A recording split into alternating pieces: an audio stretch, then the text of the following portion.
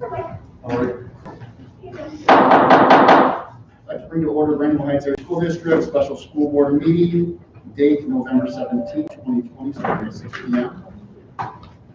Stand for the pledge of allegiance, please.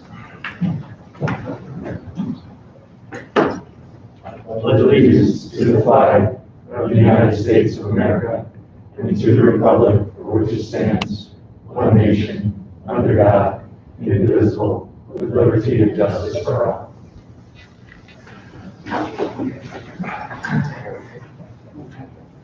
All right, can I get a roll call, please? Mr. Weaver? Here. Dr. Carter? Dr. Carter mentioned he will not be able to make it due to a work conflict this year. Mrs. Eisenhardt? Here. Mrs. Henry? Here. Mrs. Hume? Here. Mr. Sheets? Here. Mr. Reitman? Here. Mrs. Wallace? Here. Mr. Smith? Here. 8 present. Okay, item Roman numeral number 1, Board of Directors report. Can I have a motion to approve the item under the Board of Directors report? So moved. Second. Use your sheets.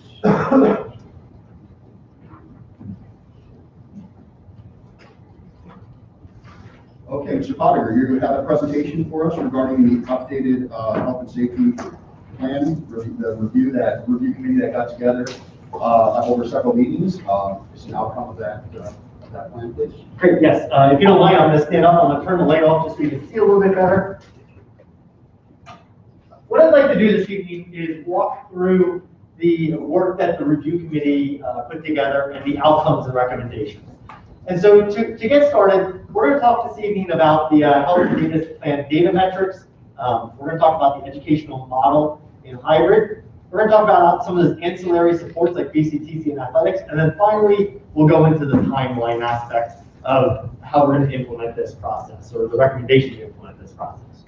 So that being said, I'd like just to first thank all the members that were on this committee. We had a great committee. It was a very divergent committee in terms of the actual members and the stakeholder representation, and a very divergent committee in terms of the perspectives that were on this committee. But in the end, I feel we were able to drive consensus and really came out with a plan that I think will maybe not make everyone completely happy, but will at least make it understandable and feel like everyone had some input into this and we got to a really good place. So 29 individuals on this, 25 working team members. We had BCTC support. We had someone from Caring Foundation on the mental health side. We had our medical partners from St. Luke's that were an awesome partner as we went through this, and we used them heavily through this process. And then, of course, our legal support team, which is through KKLL. Thanking the board before I even get started. I appreciate the board getting us to this point and saying, let's start a committee, let's relook at this, let's get the stakeholder input and buy-in for this. And again, these committee members that devoted numerous hours and a lot of work into this process, I thank all these committee members because it was a lot of work. Just 2 meetings, but a lot of work to get to that point. So a huge thank you to all these committee members. So this was the process we used. As mentioned, the school board asked that we put together a committee. We had a lot of interest in that, and we tried to find that divergent thinking and that divergent stakeholders. So the first thing we did was a lot of pre-work with the committee. We asked them to put a belief survey together, share how they were feeling, share insights on what they thought about using data, what they thought about how we should be operating school, what they thought about BCTC, athletics, education plans, a whole bunch of different belief thought processes. So we could see, again, that diversity and where people were coming from. And then what we did after we did that was we pulled together all the different county health and safety plans, as well as some from the Lehigh County area, and had them read through and research all those county and health and safety plans, and each member developed their own plan. After that, the administrative team met, read through all these plans, and came up with a draft proposal. To do that, again, that was the first intersect that we worked with St. Luke's, and St. Luke's really helped guide that conversation for us as an admin team to get us to that point to develop that draft that we could at least have a starting ground as a committee. So our first committee meeting, we went through the goals, meeting norms. We reviewed all the survey results from the committee, from the staff survey that went out, from the family survey that went out. A lot of data to really mine and really understand as we were going to take that next step make decisions for the community. Then we looked at each individual plan and kind of that summarization of what's the draft plan to start as a talking point. Then we did breakout groups. We had small groups, 4 or 5 people in a group, and actually used this room and the classrooms right here, and it had an opportunity for all the different stakeholders to have a voice. And I felt that was really important. Each person had to have a voice, and if we were in one large group, that wasn't going to happen. So we did breakout groups, had a lot of good idea generation. We got to a good place that first night. The second night we came back together, and again, we kind of massaged it using that advice from same groups again. We went back to them and said, okay, here's where we ended up. Let's talk this through a little bit, and they provided us some good guidance and some recommendations and support for what we finally presented to the committee on the last night, and that's where we reviewed the data metrics, and then the education plan, and then all those ancillary pieces that we'll talk about tonight. So that was a process used, and I think it's important for the board to understand that, and the community as well, so that you understand that this was truly a unique process where everyone had input into it, everyone was engaged, and it wasn't just a, here's the plan, you'll like it or not. This was really driven by communication and everyone's perspectives. So here's where, I think, again, sort of 3 surveys that went out. I think it's important to look at that survey data. So what did those surveys yield? So these 2 pie graphs over here are talking about the health and safety, as well as the data. So this one is the blue represents, it says, I believe we should follow guidance from medical experts to develop our education program. And then this one says, we should be creating a learning environment primarily based on parents' desire. And then this one, which is basically a 3/4 split, says that we should be developing a plan based on data metrics, and this one said it should be loosely based on data metrics. When you get into this chart, this really now starts to talk about which data sets do you use. And green, as illustrated up here, is using a mixture of county and local and school district data. Blue is just using the Department of Education county data, and then red would be just using the zip code data only. So as you can see, based off of this committee, we had some kind of consensus, but we still had some divergent thinking that was happening with our committee group. From the staff survey, again, when we look at that data set, this is, again, talking about using advice from medical experts versus the parent input. And this one from our staff is using the data. Should we use the data metrics? Should we use it loosely based on data metrics or disregard the data? So that gives you a perspective of what our staff perspectives were. Additionally, with our staff, same pie graph as you saw before. The green indicates a combination of local, county, and school district data. The blue is just the Department of Education or county data. The red would be the zip code data, and then this one is just looking at what's happening within our schools. So this gives you a flavor of what our staff feel. And then the final one that we asked our staff is, from an education perspective, which operation mode would you prefer to be in? As you can see, 52% of our staff are looking at the hybrid instruction model. 43% would, currently where we are right now, would be in a virtual instruction, and then we have a full face-to-face with a small sliver. From the family perspective, I think it's really important to highlight this piece of it. We had 673 responses, accounting for 1,100 students. That response rate is 80%. That is, when you look at statistics, a phenomenal response rate.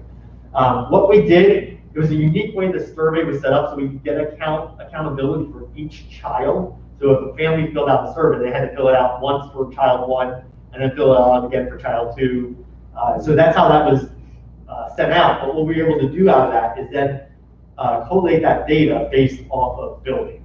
And so that's what this information is. It's showing you based off of building and the preferred education model. And you can see here that full face-to-face is the leading desire from our families.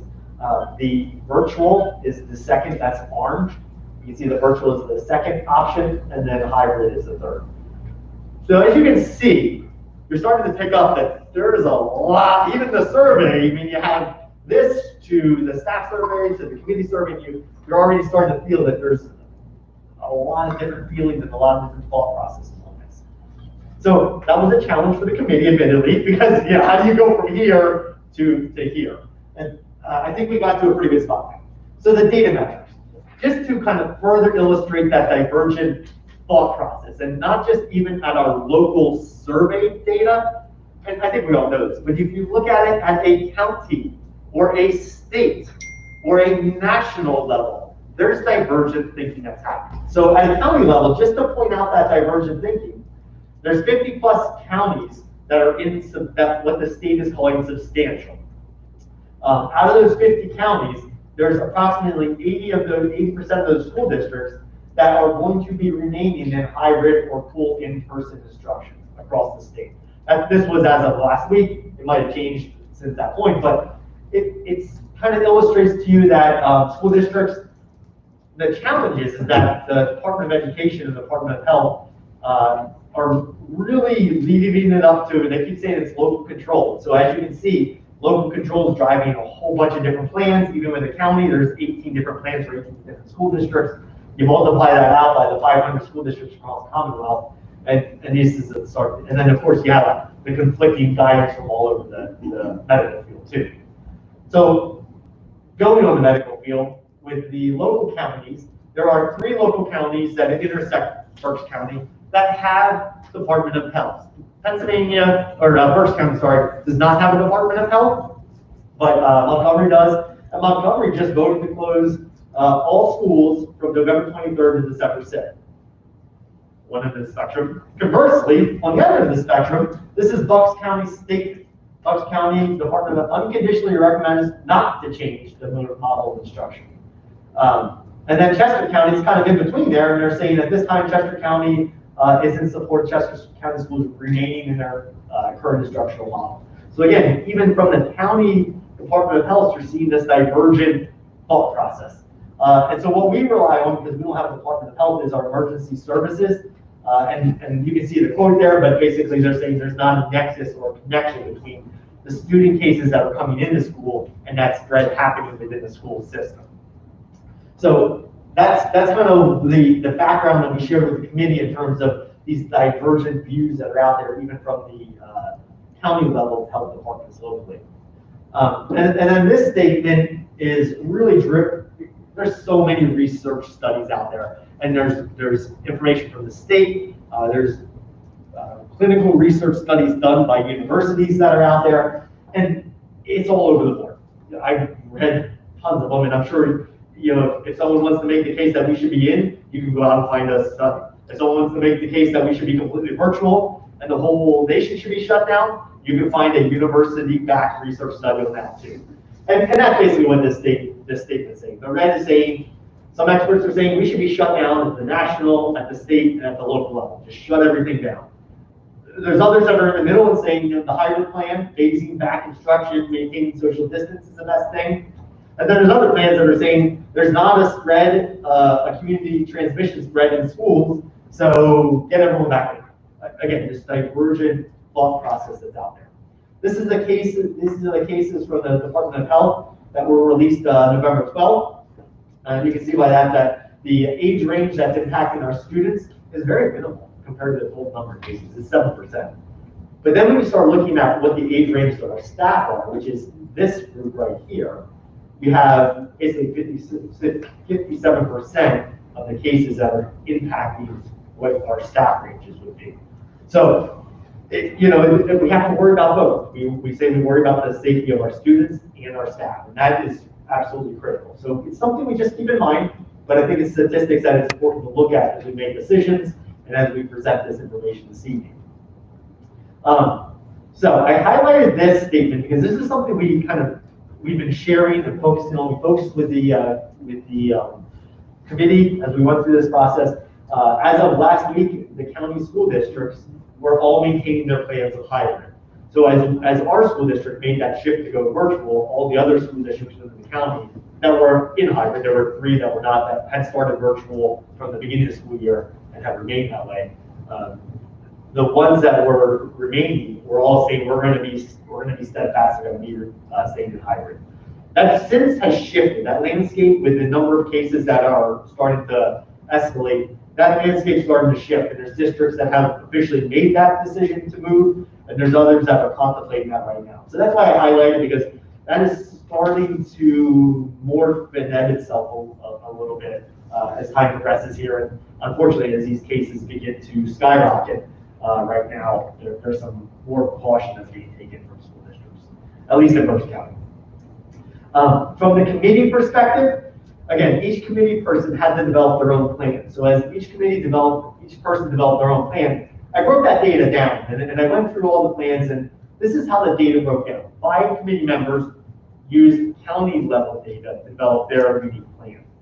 9 committee members used local level data to develop their plan, and then 3 used a combination of the local and the county. So again, you can see this is going to be a little bit of a challenge. St. Luke's, they were phenomenal workers. I can't say enough about their experts that they have on staff and their openness to work with us. We just pick up the phone, they allow us to share their personal cell phones with them, and we've been able to dialogue through this whole process like I outlined in the actual process of how we got here. But their heavy emphasis was placed on school district cases. They thought it was really important to do the contact tracing, and through that process of the contact tracing, evaluate where those cases are coming from. So if there's a student or a staff member that has the case, did it come from some kind of community event or some kind of family gathering, and then they became ill, or did that case happen with a transmission that happened within the school district setting? And then likewise, they said that using that contact tracing is really important to understand how you evaluate those cases then. So if you look at a case and it's a sibling in 2 buildings, the siblings, even from the Department of Health guidance, it kind of get counted as one because it's in the same house, it's a sibling. Whereas if you had a case in the elementary and a different case in the middle school, and that case and that transmission happened because of maybe it happened on the bus or some kind of other intersect that is under the school district control, that's a much deeper problem. I have to give our nursing staff, Mrs. Schwank and Mrs. Boder, a tremendous amount of credit. They have an ongoing running Excel sheet that tracks tons of data on each case. Whether that was a quarantine because maybe it was one of our staff members, the staff member's child had a cold, and so the doctor recommended a test, and so we had to put them in quarantine for a momentary part of time. Or a student had to go get a COVID test because they weren't sure if they were ill or had actually had a COVID case. So we've tracked all that data. We track the contact tracing if there are cases, and we work with the Department of Health to figure out that contact tracing. There is a ton of work, and I feel really confident in this being St. Luke's guidance and the data that we have, and we look over and we track to ensure that we have controls over this. And then finally, they reviewed and supported the proposed plan, which I'm going to go into right now. So that's all the pre-work to get us there. This is the plan that we are presenting to the board this evening as part of this review committee process. And what I'd like to do here is don't focus on this one for a moment, just focus on this gray box. This gray box indicates what's going to happen if there are cases within a school building. Very different than how we're going to determine what's going to happen with a system-wide decision for our district. This is what's going to happen with a school building. And so the Department of Education came out with this table. We continue to use this table, and then of course we work with the Department of Health whenever there is a case. But essentially what it's saying, over a 14-day period, if there's 2 to 4 students or staff in the same building, we would close that building for 5 to 7 days. And that guidance that the Department of Education put out continues to be fairly consistent with what the Department of Health is telling us when we actually get to a case. And so we have to do that all the time. There was a first grade where there was a student case, and there was another situation that there was another case within the same day. It ended up not being a positive case, but out of precaution, we ended up closing that first grade classroom. Similarly, last 2 Fridays ago, there was a student in the high school that was identified as testing positive for COVID. And then that Wednesday, there was a staff member that was identified as positive.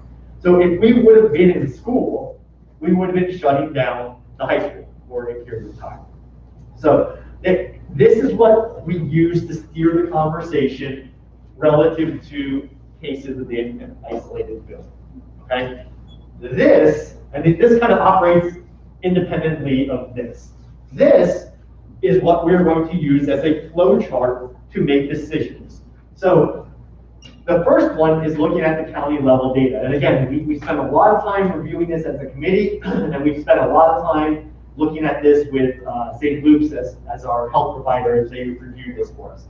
And so the first case here is we're going to look at the Pennsylvania Department of Health statistics, as well as the CDC. This was recommended to us. It's called Indicators and Thresholds for Risk of Introduction and Transmission of COVID-19 in Schools. And it's a 5-column chart. The first 2 columns are operating in green. The middle 2 columns are what happens in yellow. And then the final column is red.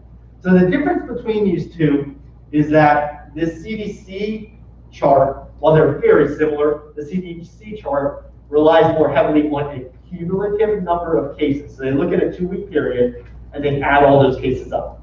Whereas the Department of Health has been using an average over 2 weeks. So even though it gets a little confusing, it was recommended to us that we include both of those data points in there in our first level look at this. Ultimately, when you average or you add it cumulatively, it really comes down to the same number mathematically. But this is how we get to that. Point. So this is first level. So in the case of the county right now, we would be over that threshold of 100,000 or 100 cases per 100,000. We'd be over that threshold, so we go down to the next level. The second level is looking at the zip code data. And we spent a lot of time, we spent some time discussing zip code data. And talking about, do we use zip codes that weight one zip code like Topton or Berkstown, they're specific to just our school district, or do we just cumulatively use all of them? So what we ended was we're going to use the cumulative data of all the zip codes within the school district and use that average to give us our reading. So if the counties are substantial, again, we'll be using that zip code data, averaging it out of a 2-week rolling average, and then again using those data metrics of 100 per 100,000 and a positivity rate of 10%. So that data is available on the Department of Health website. There is data sets that are available per zip code that you can easily pool. There's also a site that's out there that it's not an official site, but there is a site out there that'll calculate the school district data and actually overlay the school district boundaries on top of all the zip codes, so you can see where the zip codes are, and it'll calculate for you what your rate of spread is, whether that's substantial or moderate, likewise. So those are the data factors we'd be using for the zip code. In the case of the zip code, right now where we are is 2 weeks ago we had 94 was our out of 100,000. Last week was 173 out of 100,000. So you average that 2 weeks together, we would be at 134 per 100,000. So if we were still operating in person in a hybrid, we'd say, well, this is over the 100,000. This is over the 100,000. So now we go into one further layer, and we start looking at what's happening within the school system, what's happening within the walls. We can control what's happening within the walls of our school district. If students bring it in, that's more of a concern. We can't control what's happening outside of it, but we can definitely control what's happening within the school system. Whether it's the cleaning, it's the social distance, it's the mask. And I feel really good about what we've been doing because of our staff, because our custodians have done a phenomenal job, because our professionals have helped us with the cleaning process, because our teachers have been phenomenal through this whole process.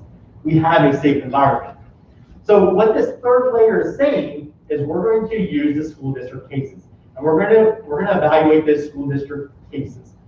If there are cases within the school district, so if the county and local community cases are elevated, which is substantial, this would be substantial, this would be substantial, we'll use school district cases to evaluate the transmission. And then we're going to be using this table to help us get there and understand what these cases mean.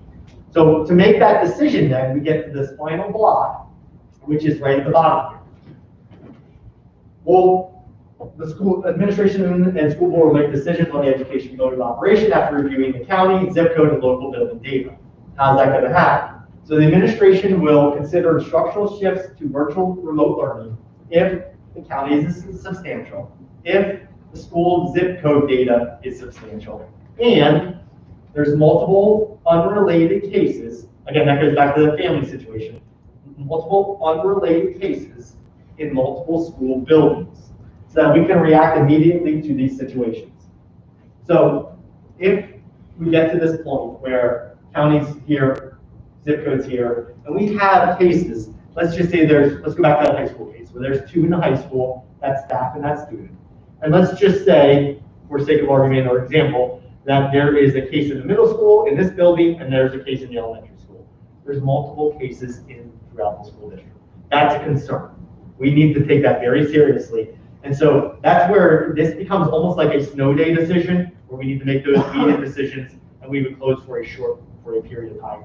The district would close. So it would be for a week or a 2-week period. It would be a shorter amount of time, but it would be a time to buy us a little breathing room. Let's see how the dust settles. Difference, a little bit different here, where let's just use that same example, and is this exact time right now, and cases are rising, and we're using that same model of an example. And as a collective board, we say, you know what, we're not comfortable right now because cases are rising, the holidays are coming up. Let's reconvene and let's make a long-term educational plan decision and close and put us in remote learning until after the holidays. So that's the difference here in terms of being able to react really quickly, because if there's cases in the building, we can't spend the time to advertise a meeting, convene. We have to make those decisions immediately. Versus, let's precautionary, or we know there's cases rising. It makes sense to close until after the holidays. There is not a specific timeline put on this, admittedly, and the reason for that is we were in a position the first time when we got to 50 and said, you know what, we need to change this. We got to 100, we needed to change it. So there's not specific data metrics to this. We talked about that in the committee as well. I think if you put a specific timeline on this, there's so many variations. Let's just say it happens after Thanksgiving, and we make that decision to close. And you say it's a 2-week period. Well, does it really make sense to bring the kids back for 3 days before the Christmas holiday? No, it doesn't. So there's a lot of fluctuation and variation that can happen here, and that's where I think this has to be a little bit more organic, but it's all driven under the auspice of what's happening in the county, what's happening in the zip code, are there cases in the school district? If there's immediate cases, we shut down for a period of time. If there's long-term, this is getting really bad, the board reconvenes, we make a long-term decision for that. And that could be 2+ weeks, that could be until the end of the quarter, that could be until a natural break of the holiday, but we would reconvene, make those decisions. And then there's this last caveat that says the school district may close at any point based on unforeseen precipitating events for the safety of the students and staff. And when we met as a committee, we talked about, well, what happens if a church would have a whole bunch of COVID cases? And if the church has a whole bunch of COVID cases and it's in the community, that could be a major concern. It probably would make sense to just close the district for 5 days or something along those lines, just to put a buffer in there to make sure that spread doesn't happen within the school district. And so it's those sort of cases that this unforeseen event clause would be used. I just use that as an example because that's what came up in the committee. But it just gives us that opportunity to have that flexibility just in case something would happen. And I think you really need that because we're shifting the model and mindset a little bit. We're still relying on the data, but as we rely on the data, and we drill down, we're going to get to a point where it's heavily focused on what's happening within the school district. And we want to make sure our students and staff are safe. That's, again, the most important thing. So that's the health and safety plan data metrics that the committee went through. Again, I kept emphasizing the importance of having this divergent group. When we got back together, I used a system where all the committee members could text in if they liked the plan or not. And in a live session, all of us sitting here, we could see this number go where it was going. And so we had 85% of the committee members that liked this plan, and 15% that were not as much in favor, and they wanted a little bit of a different plan. But when you look at a divergent group like that, I actually felt really good about this. We had a lot of good dialogue after that plan, after that survey was done. And I actually used that dialogue in all those conversations, and we jotted down a whole bunch of notes. And then that's how we made a couple modifications here from what I shared with the committee originally, but it was all driven based off of those comments of how are you going to make this decision, how are you going to react, and how are you going to, do you have to convene a board and, to make those immediate decisions. So those comments that were brought up in the committee is how we made some slight modifications to what was originally presented, but it was all based off that feedback. So again, I feel really good about this. I feel good about the committee's support of this. And I think it's a fair balance between, go back to the survey. The survey said we had a divergent group, right? We had a group that wanted just local, only school district. We had a divergent group that said just use the zip code, and we had a group that just said use the county. And I think this, as I said to the committee, I'm going to follow the compromise sword here. I think this is a compromise. I think we get to a good point here, hearing everybody, still using data, and still focusing on the multiple layers of data to go through this. Admittedly, some people have pushed back and said, why don't you just get rid of the county and get rid of the zip code and only use what's happening in the school district? Because that's what you're making your decision on. And that's a fair statement. I even talk with that and say, you know what? But if we were just focusing on this right here, when the administration or the school district, the school board would get back together to make a long-term decision, you'd be making your data decisions based off of this. By putting this plan together, you have data sets from the county, you have data sets from your zip code, and you have data sets from the local school district to make an informed decision. And I think that's the difference by some school districts have just drawn up a plan and said, we're going to be rate hybrid, and we're going to do this forever. This gives us multiple layers of information to make an informed decision. And I think that's really important. So, shifting gears, I'm going to keep going through here until the end. Education model. So we also listened to the feedback from the multiple board meetings and the feedback from people about what the hybrid plan looks like. So I'm going to share with you some of the hybrid model considerations. And this feedback came from our staff members as well as our parents as we went through this process. And we considered an alternate education plan. We shared this with the committee as we went through this.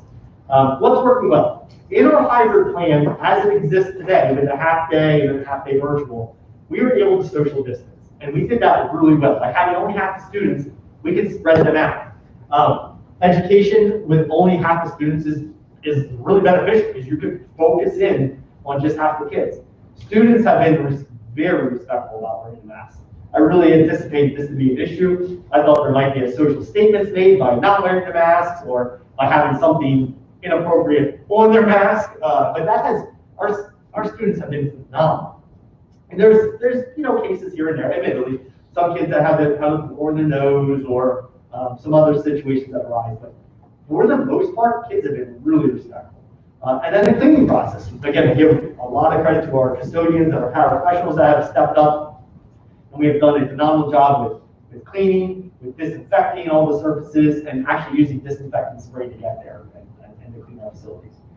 Concerns, one of the major concerns is that 15 minutes in the afternoon, particularly for our secondary education students.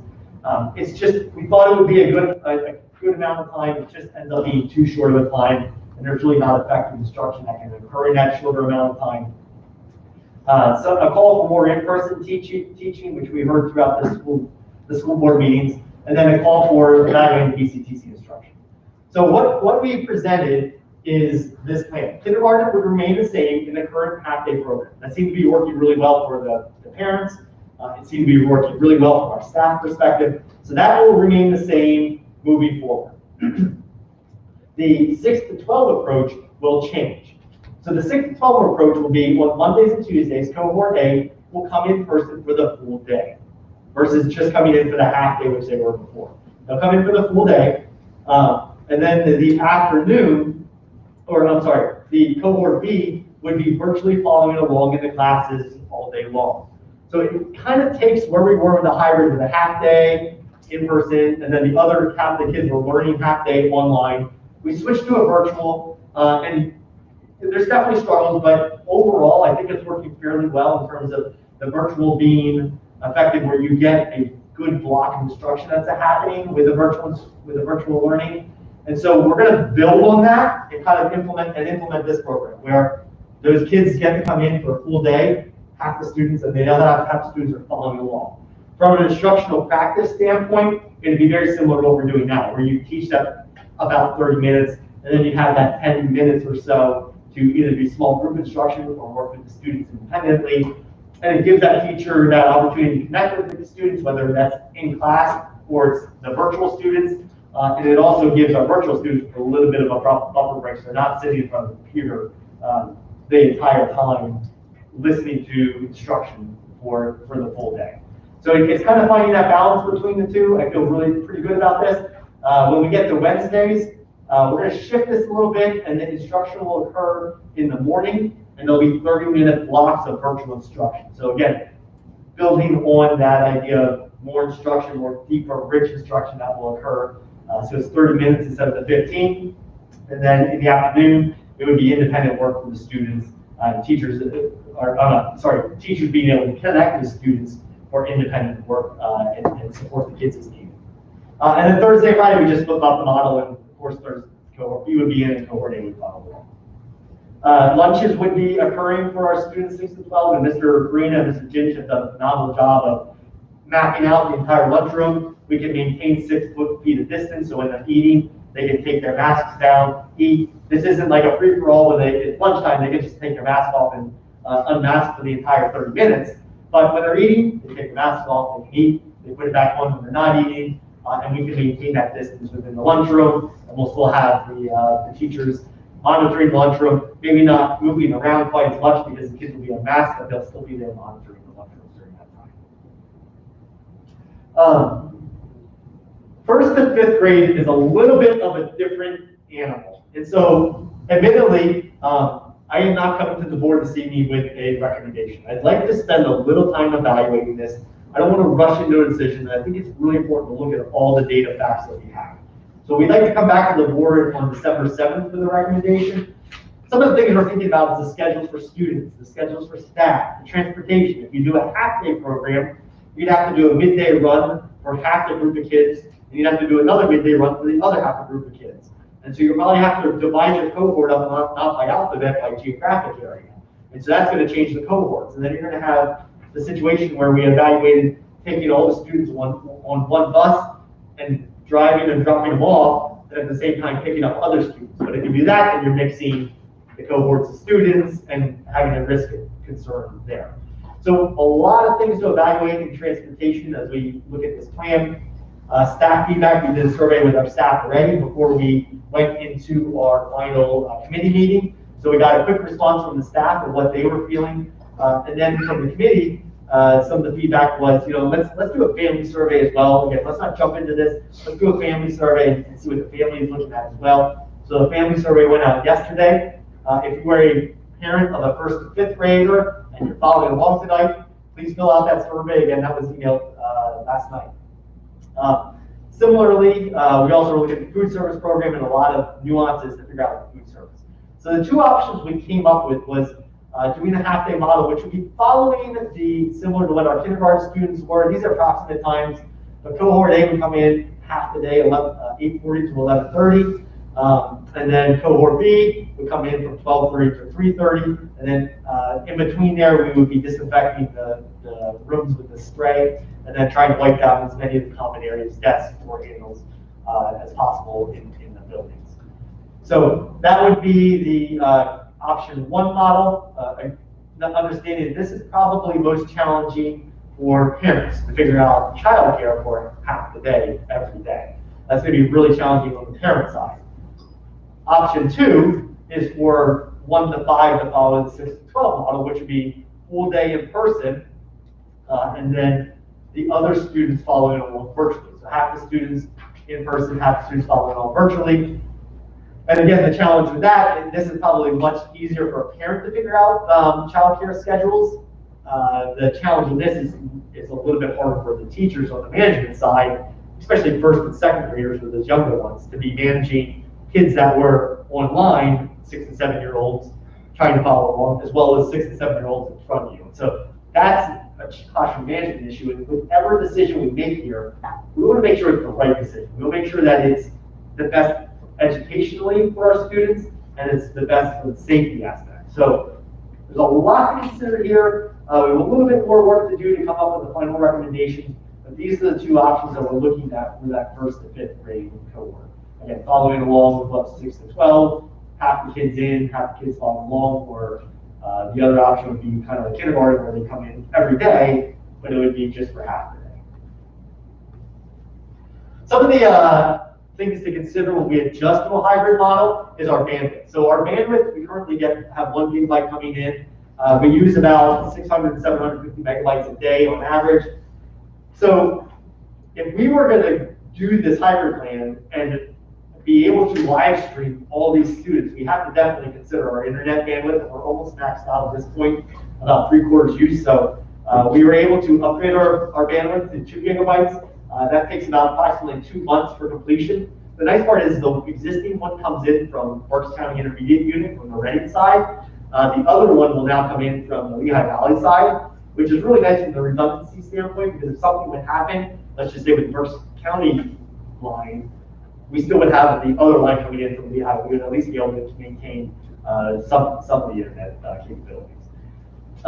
Technology also necessary to do this. We looking to purchase webcams to be used for live stream. That takes about 3 weeks to get in.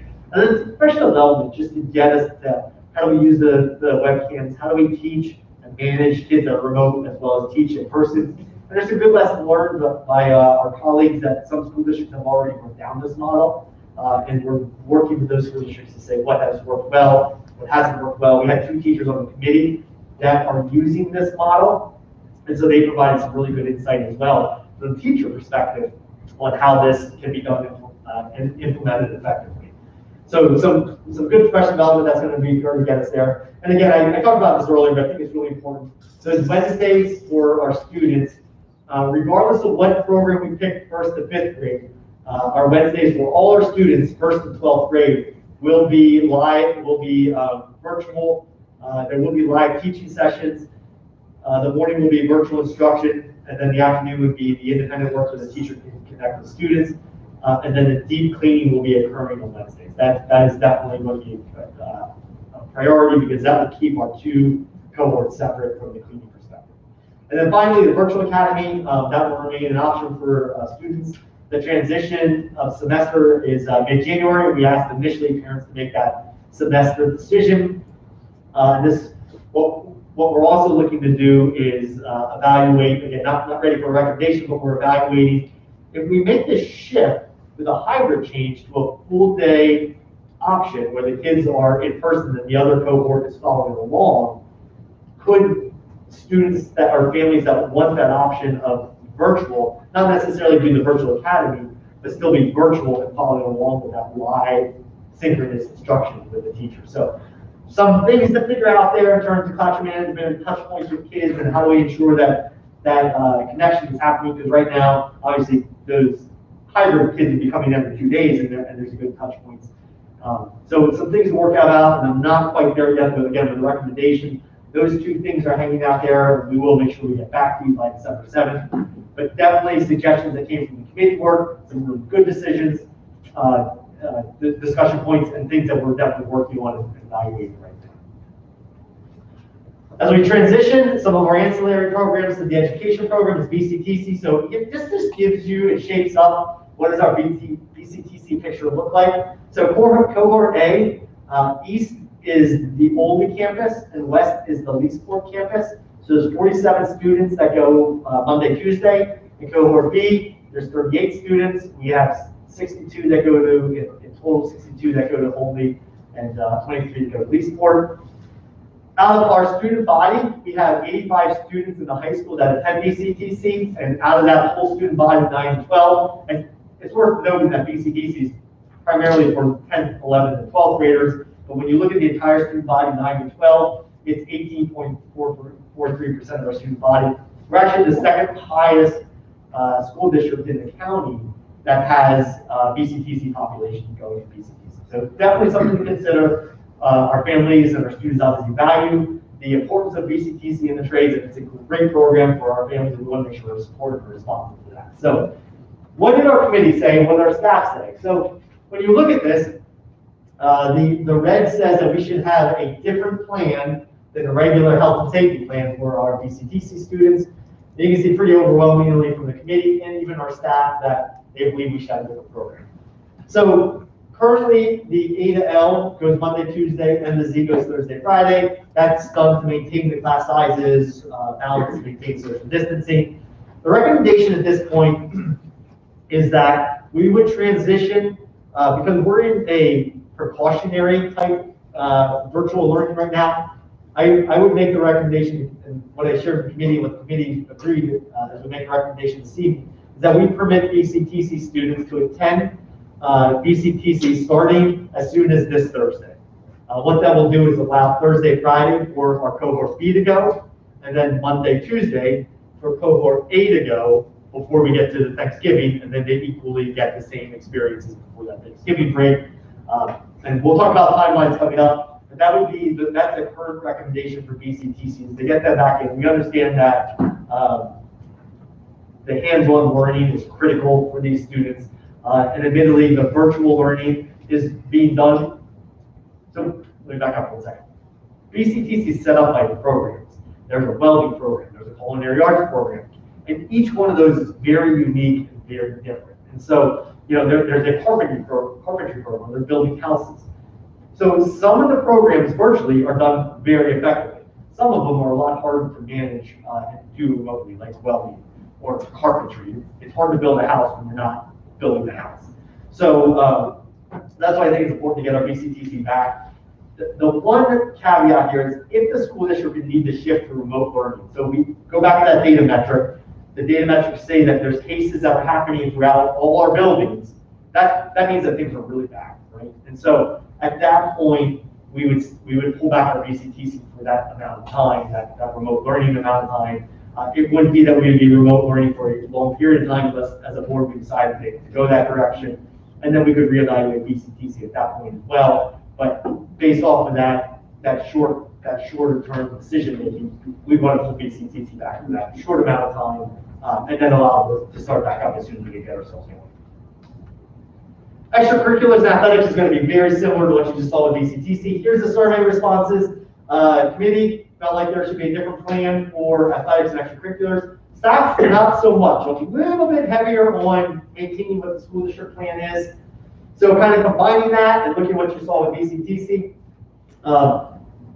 This is what happened in the fall. So Mr. Geis has done a really nice job of keeping track of all the data metrics.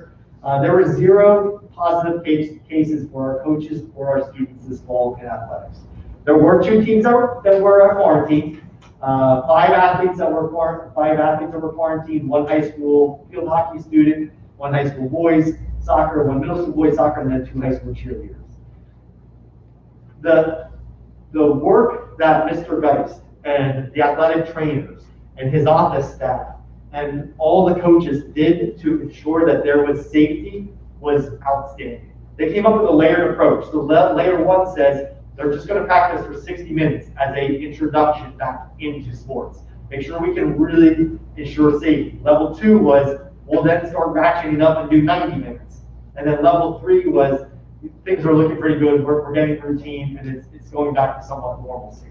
So he put a really nice layered approach. In those layered approaches, level 1, level 2, level 3, it's broken out to have what's going to happen in each level. So sanitation stations for supplies, masks, disinfectants. All the students in any of these levels are all screened before every practice and every event. And so 3 to 4 students this fall were not permitted to practice because when they did temperature check, they had temperature, so they were not allowed to practice. So the temperature checks were working. It put a stopgap in place for a few students before they even engaged in athletics. And all these safety measures that Mr. Geis, like I said, the athletic trainers, his staff, did a phenomenal job of ensuring the safety of our students. And you can see that by what was done here by our data statistics. PIAA and BCIAA have not provided some hard, fast guidelines. There's some loose guidelines for individual sports on game days, but really not a lot of guidance coming from those agencies. So it's really left up to local control. That's how they're stating it. The winter season does officially begin November 20th. So the recommendations that Mr. Geist has worked through and we've shared with the committee was that we would continue to follow that athletic health and safety plan. That's critical. We absolutely have to do that. When we're into hybrid learning, we would permit the athletics and extracurriculars to occur. And extracurriculars is key to note here because as we go back full in person, the extracurriculars full in person can be occurring too. So juggling club, or clubs that we offer can occur because we have those opportunities that students are going to be in school for the full day. So this is not just athletics we're thinking about, this is extracurriculars. Spectators permitted on a social distance, and that's going to be also driven by what's happening at the state level with the masks and distancing and limiting the numbers that are allowed in the facility. So the reentry plan that we would be coming up with, and I'm sorry, and again, we're going to continue to monitor the PIAA, PCI recommendations if there are any additional ones, and as well as cases that would be happening. So the reentry plan that would be developed would be, again, similar to BCTC, where we would, because we're in a precautionary stage right now, and there's not necessarily cases that are happening right here within the school system. November 20th to December 2nd would be this level 1 activity, which would be maximum activity duration is 60 minutes. We'd be doing temperature checks, put all those safety protocols in place. December 3rd to the 14th would be level 2 activities, which would be maximum duration is 90 minutes. And then games would tentatively at this point start on December 14th, but that is very contingent on what's going to happen with the cases and the county and the other school districts and decisions we're going to be making as a county for athletics, whether that's superintendents making decisions or the athletic directors making decisions on what's going to happen with games that are happening with the county. But at this point, that's a tentative timeline for level 1 and level 2 activities to begin. And as mentioned earlier, we're going to continue monitoring the data to we might have to adjust this plan accordingly. Finally, so last 2 slides, I promise we're almost done. The last 2 slides is timeline and summary. So I know you're going to look at this, but just bear with me for a second. In looking at some of the considerations for this calendar, we want to make sure that we're monitoring and being very mindful of the holidays, particularly with the current increases in COVID cases. That's really starting to bubble up right now. There's some sharp escalating trends with what's happening with COVID cases in the county, within the state. And so things happening at the holidays, Thanksgiving, Christmas, we have to be really mindful of that. We also want to make sure we provide professional development time to shift the new hybrid plan. I talked about that earlier. And then allowing the time for technology to rise and be installed. That's a big piece in terms of how do we implement this plan. Also, athletics and extracurriculars, we would, I outlined that plan to get them started November 19th for BCTC and November 20th for athletics. But they would be then operating under the new health and safety plan, which would take place January 11th. And they would fall under that guidance at that point. So if the school district closed because of cases, still with these 2 things. But for now, we're going to let them begin because, again, we're in that kind of precautionary stance. So this is the calendar. Up here is where we are right now. We would stay in remote learning in this pink through January 11th. And again, you have Thanksgiving in here, and then you have Christmas holiday in here, plus New Year's. So one of the plans we had talked about was staying remote until Thanksgiving, waiting a week after Thanksgiving, kind of let the dust settle after all the holiday breaks, and then you would have about 2.5 weeks where we could come back with something like the old hybrid, and then you would have Christmas break in here, winter break in here. Of course, everyone would be on top of each other for New Year's, so let's give it another week, and then we can start a new hybrid program. It seemed to be a lot of back and forth and not a smooth process. So in the end, we decided to recommend this plan in light of the holidays that are happening, in light of the different schedules bouncing. Let's have consistency with virtual learning through this stance, and then also with the COVID cases that are rising dramatically right now. I think the decisions the board had to make and were put into back on October 30th were extremely tough because there weren't as many cases locally.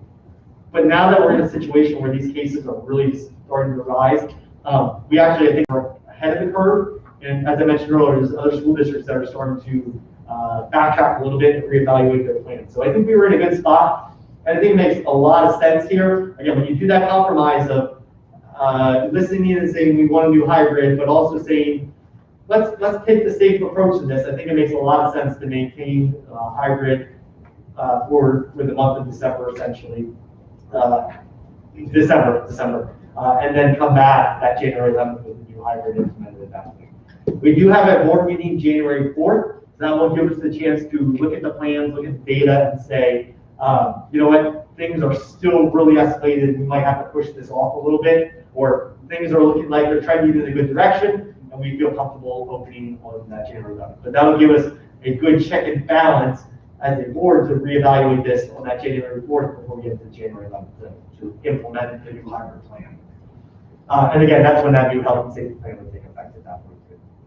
So finally, just a thank you to all the community members that were, and stakeholders that were involved in this process. There was a lot of time, a lot of divergent thinking, and I think we came up with a really good plan. I feel really good about presenting this to the board this evening because I think it provides the multiple perspectives of whether you wanted to use the county data or you wanted to use the local data, whether you wanted to have full virtual or you wanted to have a new hybrid plan. We've tried to accommodate and listen to all those different views and come together this evening with a plan that I think meets all those different perspectives and puts still safety as a priority for our school districts.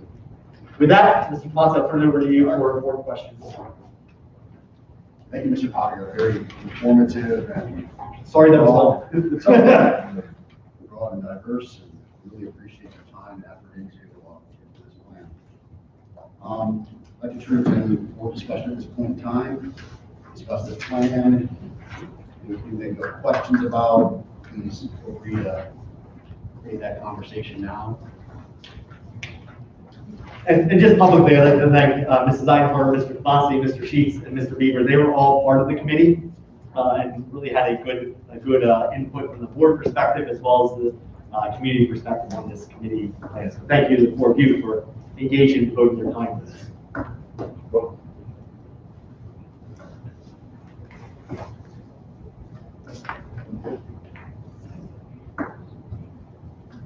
Anybody, me, I guess. Is there anybody else who has comments or questions? No, I don't. Do you know, will there be support in the classroom for when they're live streaming? Yes. Yeah. So Mr. Volker actually shared with me a multiple page document he's already drafted with his team of how we're going to put that support in place for the teachers. I only do it short for each day, but I don't know how, especially the little sets you mentioned. It can be, like, I didn't know that, how challenging it is to maintain little people in front of you and little people at home rolling around under blankets. So just having that extra support to kind of, because sometimes you feel like as a teacher, you're stuck between the computer and the children that with you, so. And so admittedly, what we're going, that's absolutely on line, and that's why we didn't want to come to the board this evening with that 1 to 5 recommendation, because we still need to figure that out. 6 to 12, I feel really confident about. Right. Again, we had that whole professional development plan put together for that already. The 1 to 5, we're going to spend some time as an admin team looking at that, talking to the other school districts, and then we're going to pull some of our staff members together as well, so we can get their input into it and really work through all the different angles of this. And again, we're going to be in the same position. We're going to have two divergent, whether it's a parent struggle, which is very real, or it's a teacher struggle on the academic side, which is very real as well. Trying to put those two things together. Initially, but I mean, I haven't lived it, and like I said, I only do a short period each day, but I like it now. Okay. At first, I was like, oh my goodness, but I feel like I'm trying to share that with Mr. Volker. Like, it's been a good team building rapport between the two cohorts. So they get to see each other, they're very excited, they engage a little bit, but, so that's been nice to sort of have a family that if we ever get back together as a whole group, they've kind of seen each other every day already. I really appreciate that. We might just be picking the brain a little bit. And I think we had that feedback from two of the teachers that were on from other districts within the Orange County that has some really unique perspectives regarding where they are and initially the anxiety that they could It's have. very intimidating because Right. you not only have the students watching you, but everybody that's in the house. And then they have, you know, social media. Oh my gosh, can you believe they said that? And that is very intimidating. It's very real. And, but I know that I'm doing what's right for my kids. And I personally was able to pass, but it's going to be hard for people. And I lived that, so I know. But I do like it now. That's good. That, honestly, that's great feedback. It's really.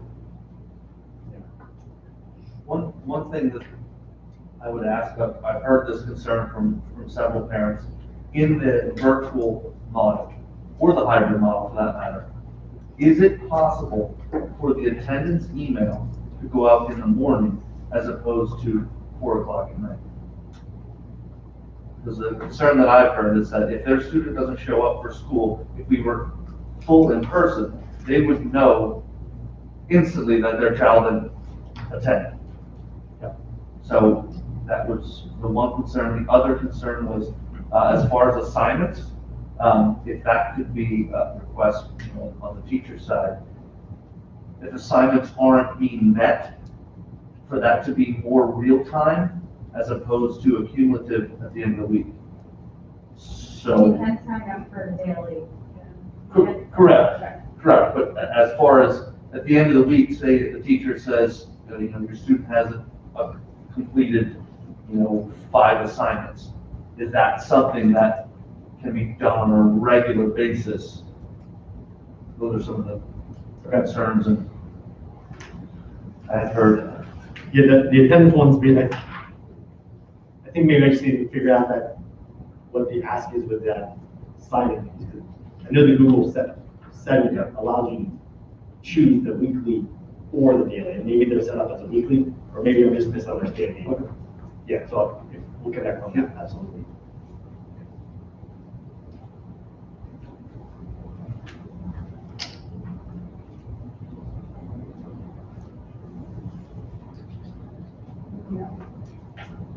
Okay, so, no surprise, Liz has a lot. And I'm struggling to try and figure out the best way to kind of work through the variety of questions I have and the variety of comments I'd like to share. The first thing that I want to do is thank members of the committee. Again, I think it might have been you, Mr. Sheets, who way back on October 30th suggested this committee model. I think the board members heard me call it a BHAG. This goes to, you know, I gave myself a big, hairy, audacious goal to try and rework an entire model like this in a 2-week time frame with such a diverse group of people and with such disparate views in such a heightened emotional environment. So great job to the committee. Thank you for all involved. Really good work. I think if we look at how did we get here, this might be at least the third, if not the fourth, board meeting that's been called rather urgently, or in which we had significant community input and appeal for us to reevaluate some things. So again, one of the most important things I want to say is, as it relates to there are sections of this document, right? So as it relates to the hybrid learning model, I am in full support of that section of this plan. Through all of these various board meetings, this board heard huge amounts of feedback. We also got bombarded, if you will, with email. Rarely do we ever get so much community input and such passionate and urgent pleas for our attention and for folks' voices to be heard. A lot of what was said was that children are struggling, families are struggling, and they're overwhelmed. And they gave us lots of specific examples of what wasn't working. They also shared, frankly, a lot about what was working, so that was also great to hear. So the committee took the good stuff and felt good about that, and then proactively addressed some of the challenges that they were hearing from people. So I'm super appreciative of that. I think many, many people will be appreciative of that. And this really, that section of this plan really hits a lot of those marks. So if the agenda items were segregated into individual pieces, rather than one big lump sum motion, I would easily be able to put my personal support behind that hybrid model. So that's that. The second thing I fully support is the timeline piece. So the committee's recommendation to not do yet again another whiplash, if you will, or flip-flop, or just change, however you want to position it, between now and the end of the holiday season. So setting a stake in the ground that buys us until the end of the first week of January to stay in virtual mode. I am comfortable with that. I'm also hearing feedback from the community. Many people are finding themselves surprised at how well the full virtual model is going, because their children are getting, for many of the reasons that you said here, their children are getting more time with their teachers, they're getting into a rhythm, all that kind of stuff. On the other hand, I am certainly hearing that there are some children that totally are struggling. And so again, I just urge those families who have kids that are not doing well in a fully virtual model not to suffer through alone. I urge you to please continue, if you have been, or start reaching out to your teacher, your child's building principals, the administrators here, the senior staff of this organization. These are people who absolutely can help navigate. Having said that, it is not easy. There is no silver bullet for this situation. We are in a crummy, crappy pandemic, and we have been for months, and we will continue to be, sadly, unfortunately, disparagingly, continue to be in that pandemic environment for a good long time. There is hope. I think we're all hearing some tidbits of hopefulness around the vaccine. It's months away. It's not coming today or tomorrow or by Christmas. Despite the fact that what some of us might want or might want to believe, but it is on the horizon. There is certainly hopeful information. Personally, I'm disappointed that on our board we have 8 people here and the 9th member was not able to attend. He's a medical doctor, and I personally value his medical and scientific opinions and thoughts on this. So, yeah, okay, sorry. I think of dentist, doctor, he went to school for a long time. Yeah, for a long time to become a medical professional with a big fancy degree after his name. And a title in front of it, which I don't think anybody else around this table can claim. So I'm sad that Dr. Carter isn't able to be with us. I really think that his opinions in this realm would be pertinent and valuable. But back to the vaccine is coming. But I think this is really going to be a tough time. So families, if we're going to stay in virtual until January 11th at least, please reach out if you need help. There's counselors, there's interventionists, there's all sorts of support that you and your kids can get. So those are the things that I feel really good about. I'm trying to work through how do I share some of my feedback on some of the stuff that I still am having trouble getting behind. And frankly, at some point, if there's 7 of you around this table that would say yes to this now, then I may be wasting everyone's time. I would ask you to entertain me. I may not be able to convince you, but I feel like I owe it to myself and the community members who have taken the time to write and to appeal, that I share my own personal views the same way that I read every single email and listened to every conversation that has occurred over hours and hours and hours of board meeting time over the last 3 or so weeks. So I appreciate your indulgence. Maybe a way to do it would be if we could go through the slides.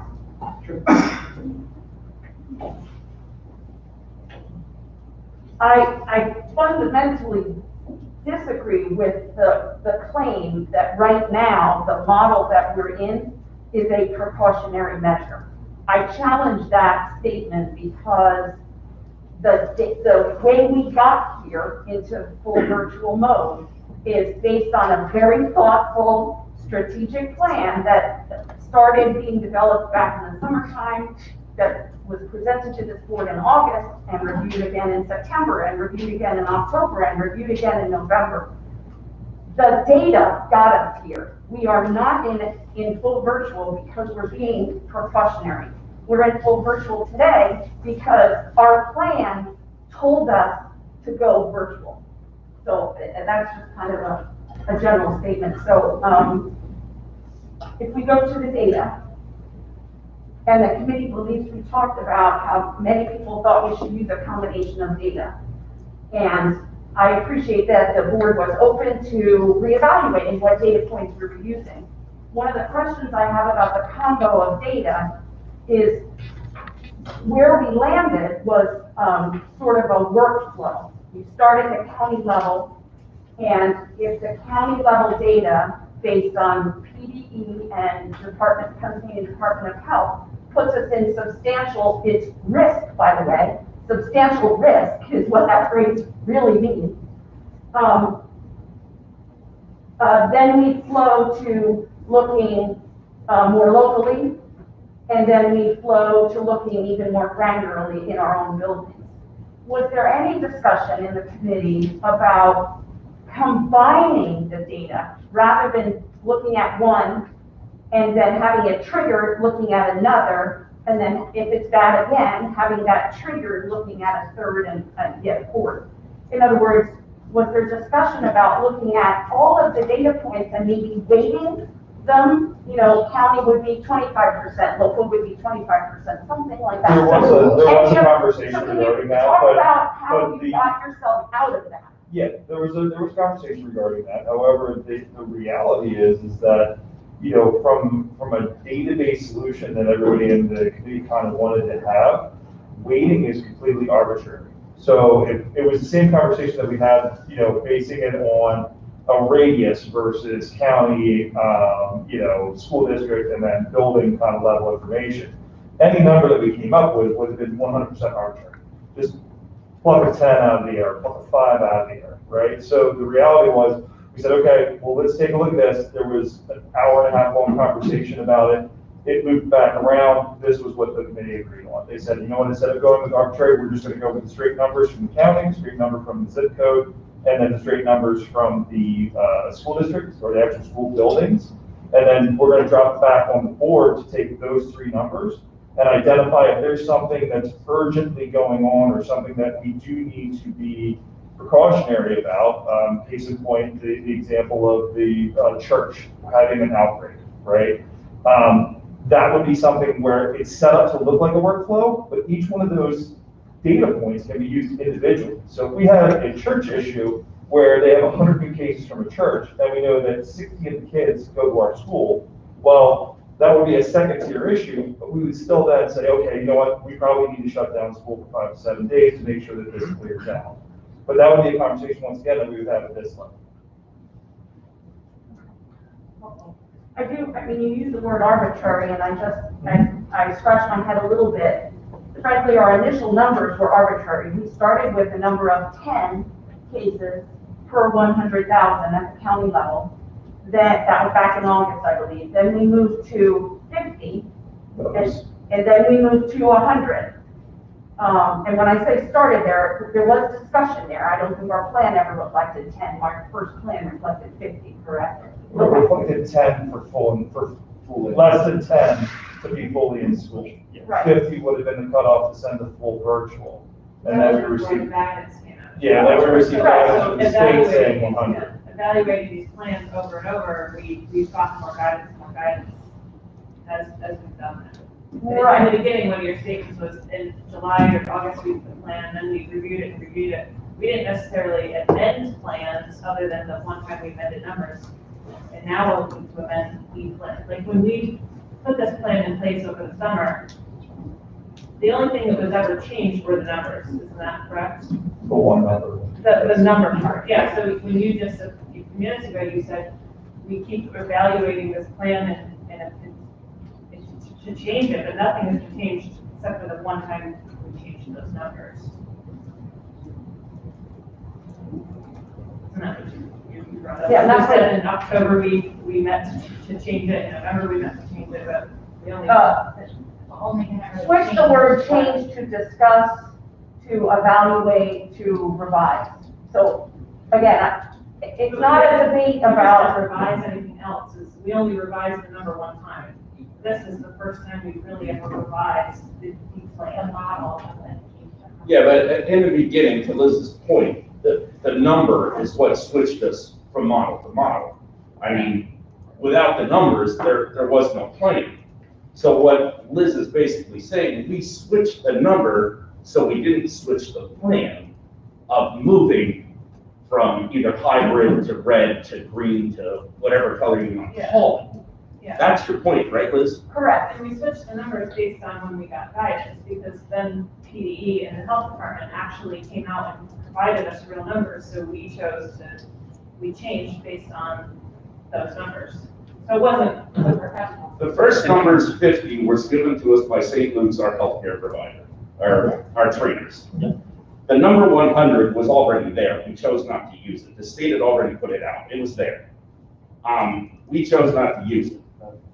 Then we went to switch because the number was too low. Everybody agreed, let's move it to 100. Then new guidance came out by St. Luke's and Penn State and whoever else we used at that point. Ultimately, all these healthcare professionals are just like us. They pretty much don't have a clue either. You know, we're stuck in a situation here. It's a pandemic no one's ever seen, and you know, since what, August, us 9 have been asked to be healthcare professionals, epidemiologists, whatever you want to call it. You know what I mean? I mean, nobody really knows what's going to happen. We don't know what's going to happen with, you know, kids with COVID and combine the flu. You don't know what's going to happen. So this is all new to everyone. You didn't even know what epidemiology was 6 months ago. You don't So thank you for that, and really my point, I didn't mean to get, down a rat hole about certain 10, 51. My point really was that our number of 100 was not fully arbitrary, but it was just a number we hung our hat on at the time.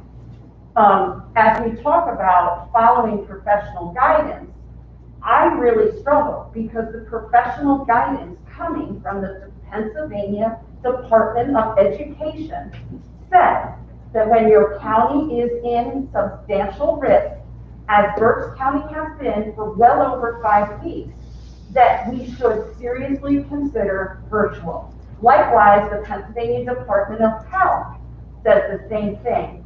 So we're in good company. I don't know if that's a good thing or just lemmings going over a hill. We'll find out someday. That school districts in Berks County, by and large, are choosing to actively ignore that guidance.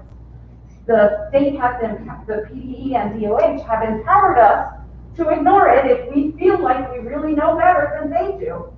But we are actively ignoring that guidance. And it reassures me to know that while we stay in virtual through the holidays, which is predicted by all of the experts, I don't think there's many people at all who are saying it is not going to get worse before it's going to get better. In other words, it will get worse before it gets better through the holidays. It reassures me at some level that this plan keeps us in virtual and buys us some time. I don't think we're necessarily ignoring it because we're using Dr. Reed. I mean, we conversed with her. I mean, she sat through a meeting for us, and we've talked to her many times, and they have seen our plan, and are in agreement for it and support us and have given us a lot of guidelines here. I think saying we're ignoring it is a hurtful statement for all the work that we put in talking to them over this stuff. Well, I think that the key here is that we're still using data, which is different than a lot of other district plans that committee members, you know, that you read through. A lot of them just say, we're going to be in a certain education model, and that's it. There's not statistics put to it. Yeah. I think we are probably one of the richest in terms of process. I would agree. Yeah, after seeing what they were doing, some of it was like, no plan, we're just gonna do what we Well, said. it's just a philosophy. A lot of districts just have a philosophy. A lot of districts have done.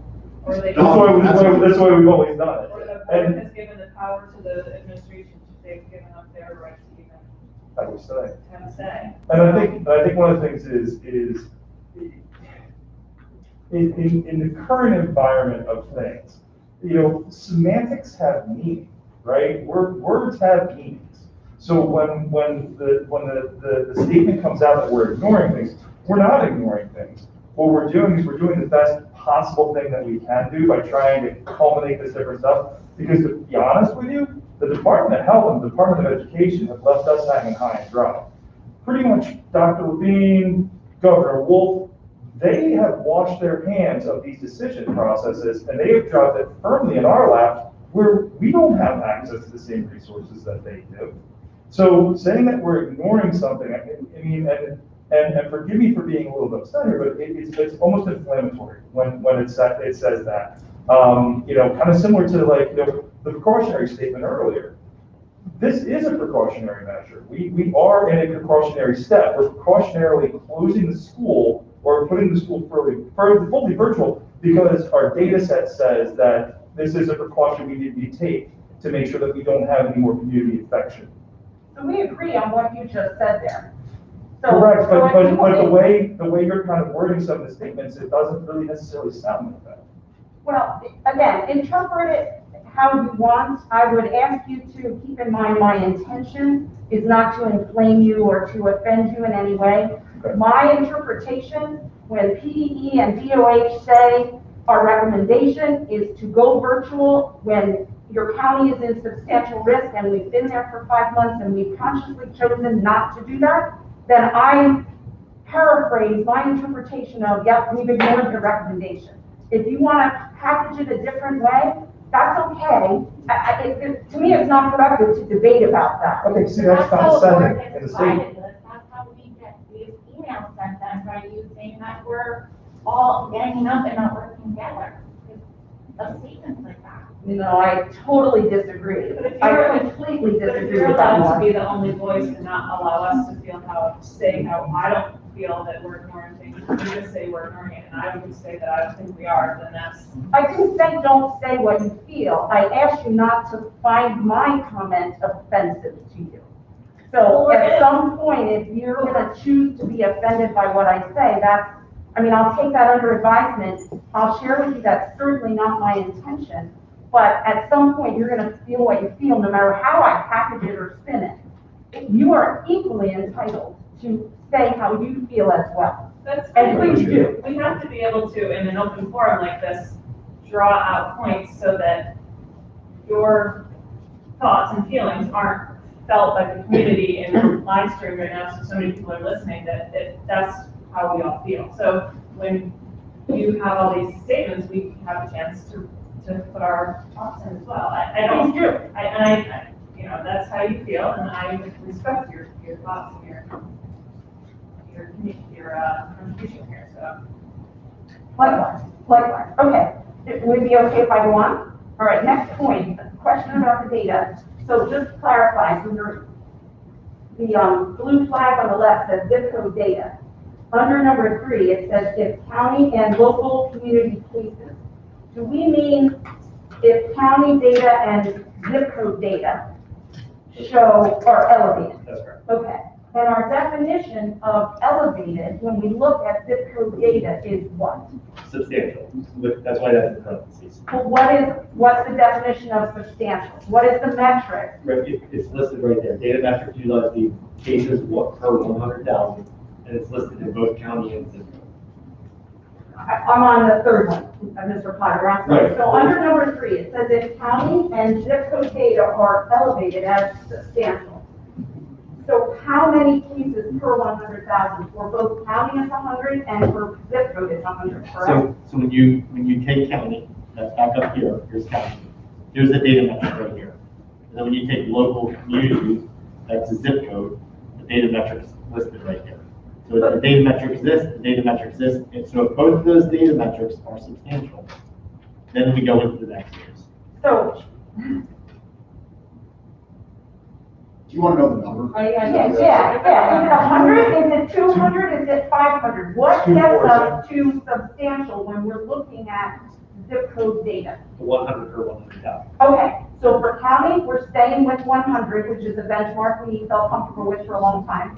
As we start looking at zip code data, our benchmark will be 100 as well, cases per 100,000. So the difference here is that the CDC indicators, as I mentioned earlier, that's a cumulative number. It's an addition of 2 weeks. So that is based off of 200, but the Department of Health is 100 per 100,000, a 2-week rolling average. So it's still, again, comes out basically the same, but it's 100 per 100,000. I just want to clarify that. Were you asking about number 3? Because number 3 for the school district cases, we kick over to the blue box on the right. I understand that, that's Okay. not, yeah, thank you, but not my question. I was just trying to clarify, under number 3, we reference local and community cases.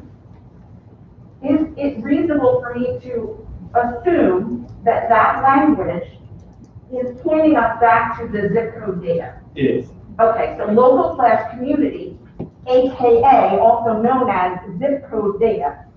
Yeah. Okay, all right. So if we're just using different language, and if, again, all of us and all of the community members need to understand this, it may be helpful to keep that language consistent. So if county data is substantial, if zip code data is substantial, then we move to looking at cases in our building.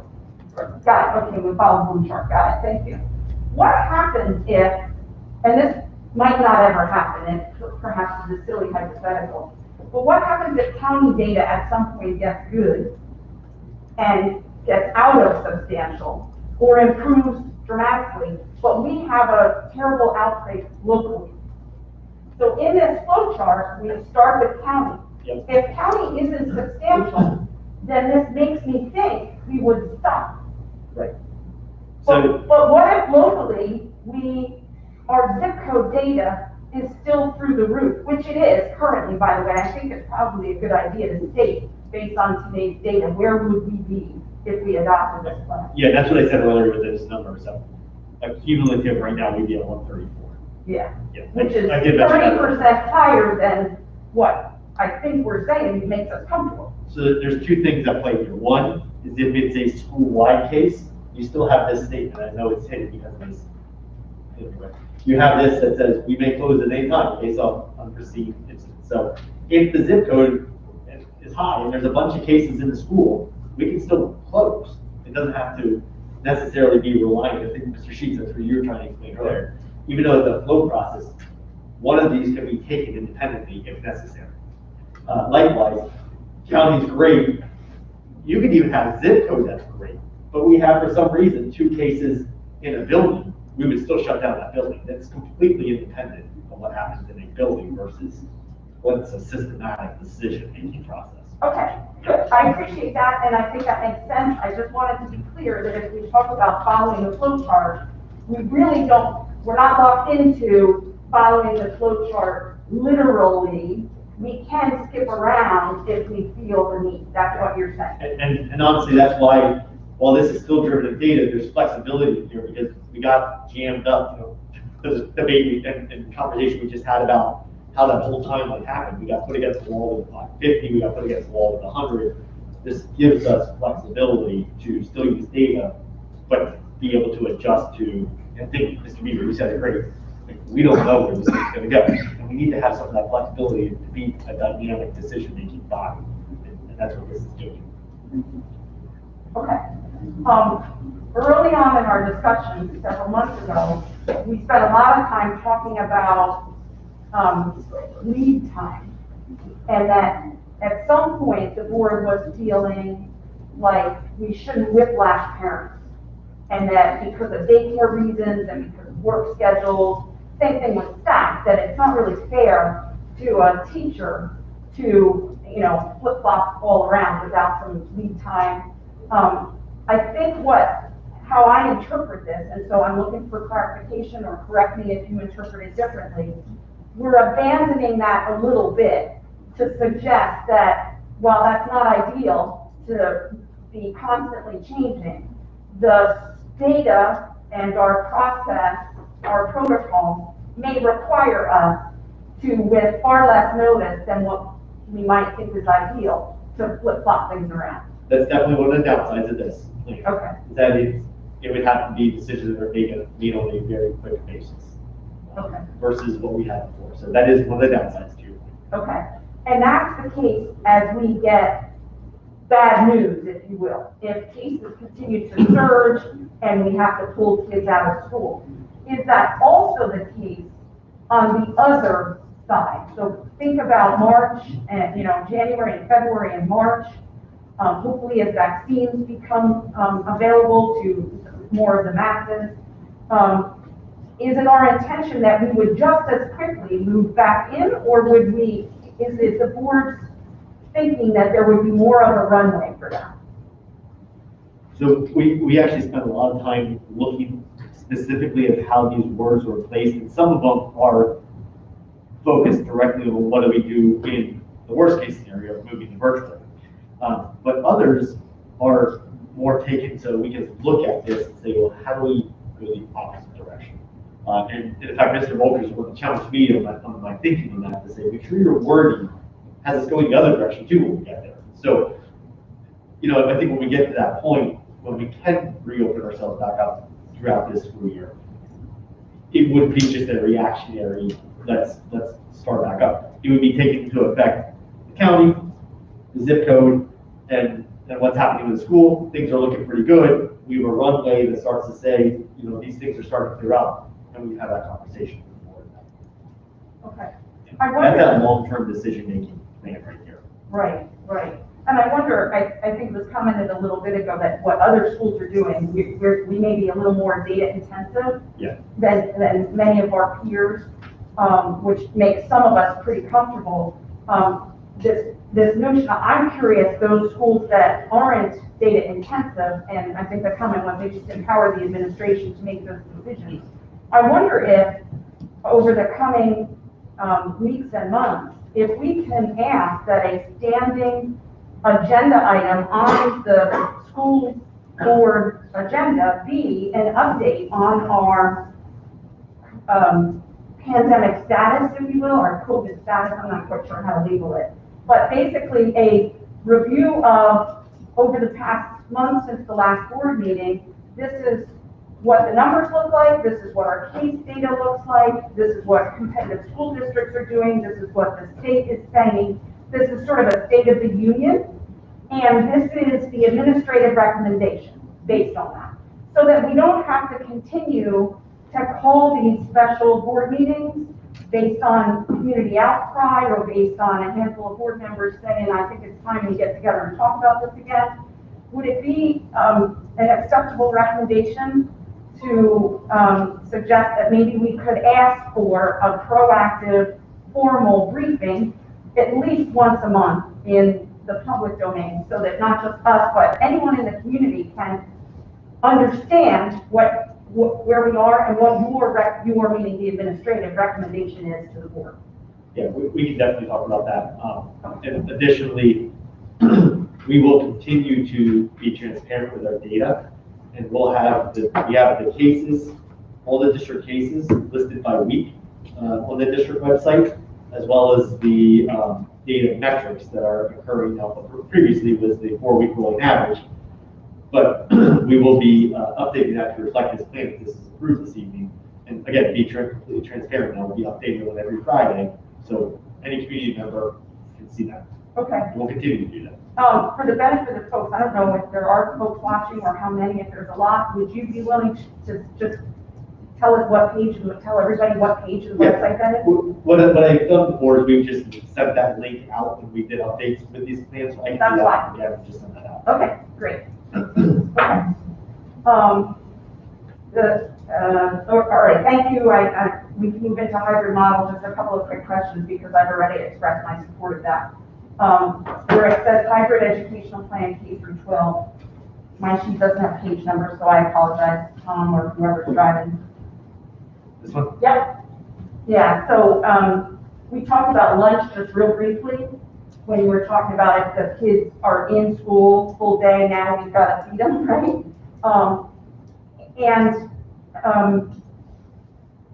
So Dr. Levine, the head of the Department of Health for Pennsylvania, today had a news conference at 1 p.m.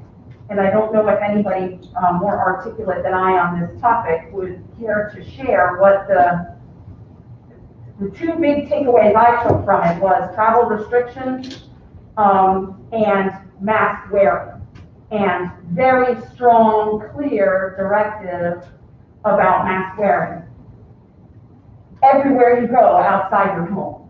And in some cases, frankly, I think they encouraged even mask wearing in the home.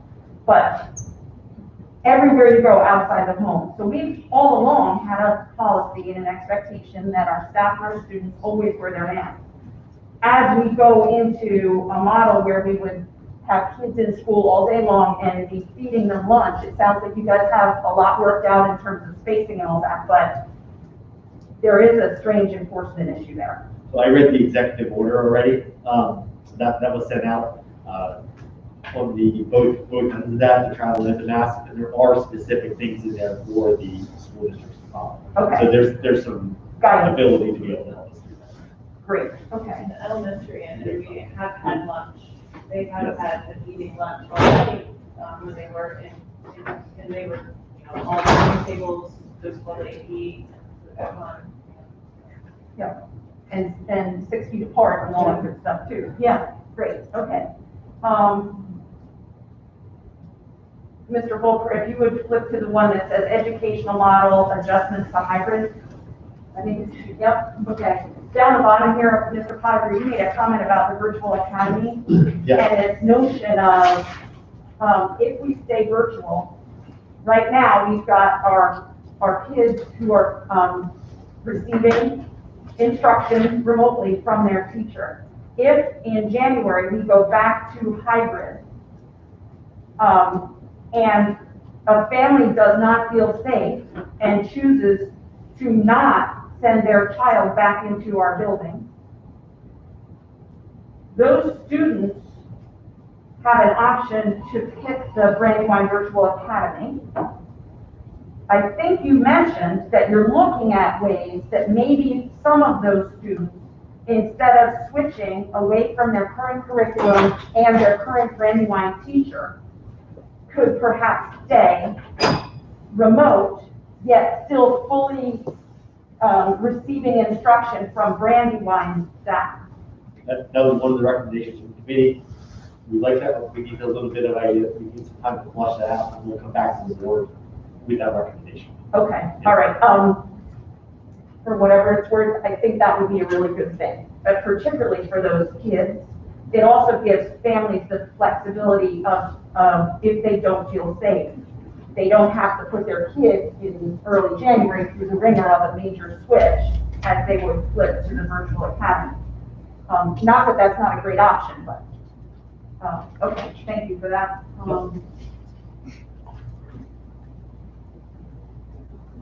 Okay, BCTC.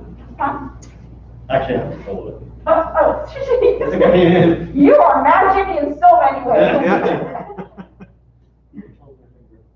Okay, so I fully support BCTC kids getting back into the BCTC hands-on labs and buildings immediately. So I fully support and can get behind and would say yes, again, if it were broken out as an individual voting option to that. So great job. I'm a little bit confused about if we go virtual in January, meaning this Brandywine district, could we not develop a way to enable BCTC kids to stay virtual with Brandywine in the morning or whatever, however they engage with us today, and then go in person to BCTC if BCTC's open.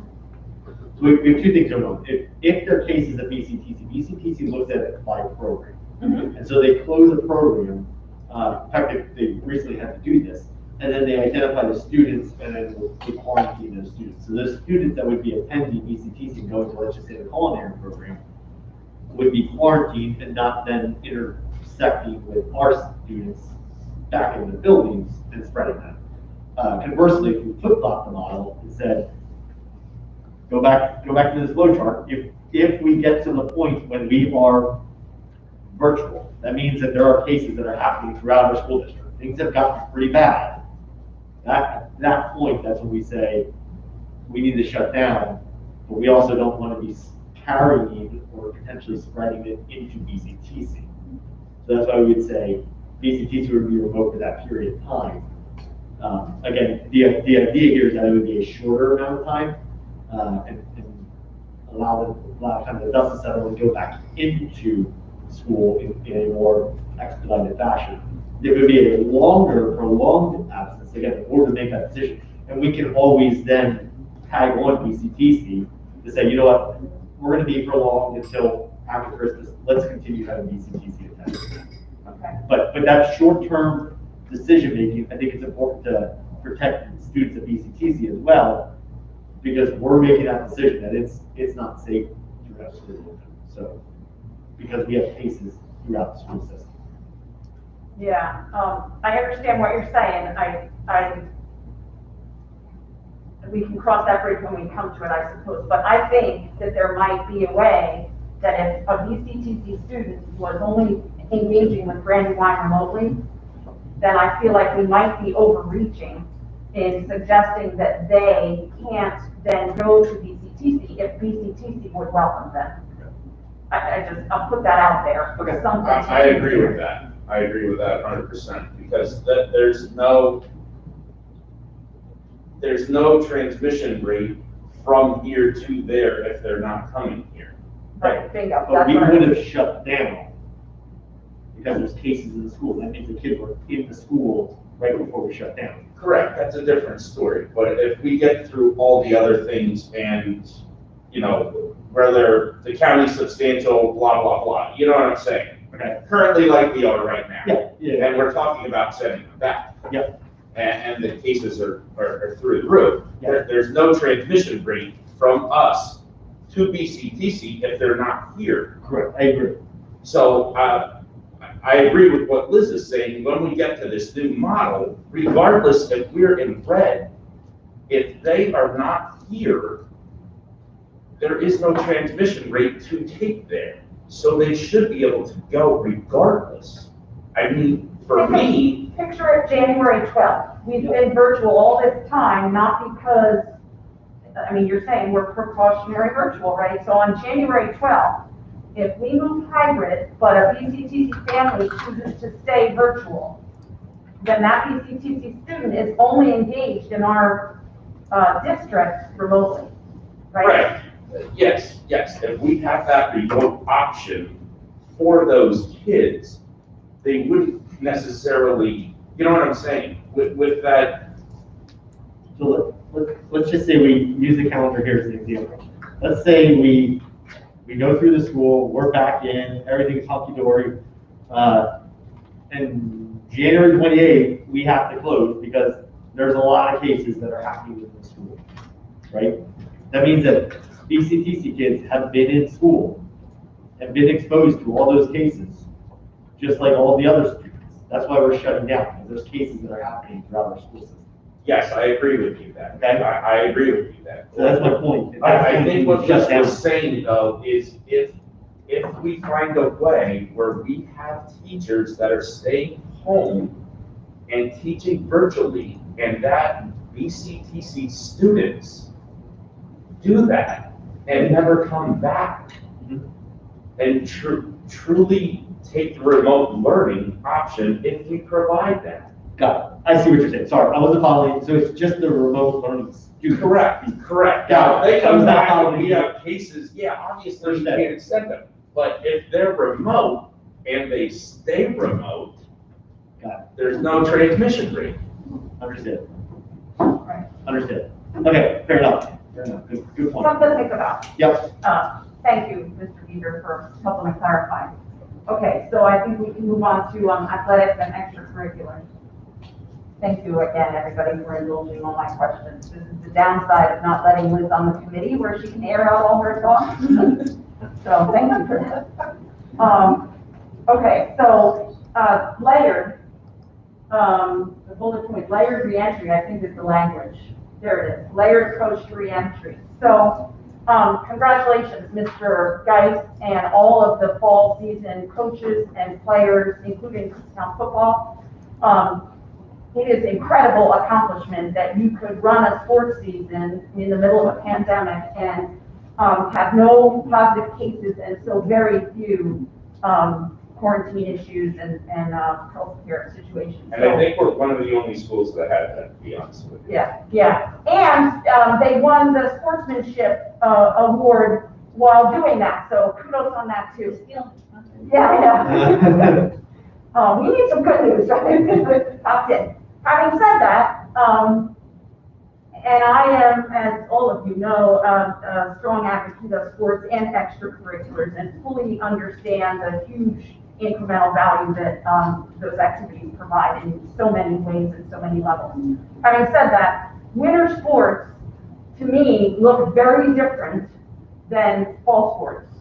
Winter sports are indoor, and I'm gonna, the caveat of swimmers, knock yourselves out, swim all you want, because, you know, there's pretty good scientific research that suggests chlorine kills COVID, so I'm not particularly concerned about our swimmers' health and safety as they compete or train.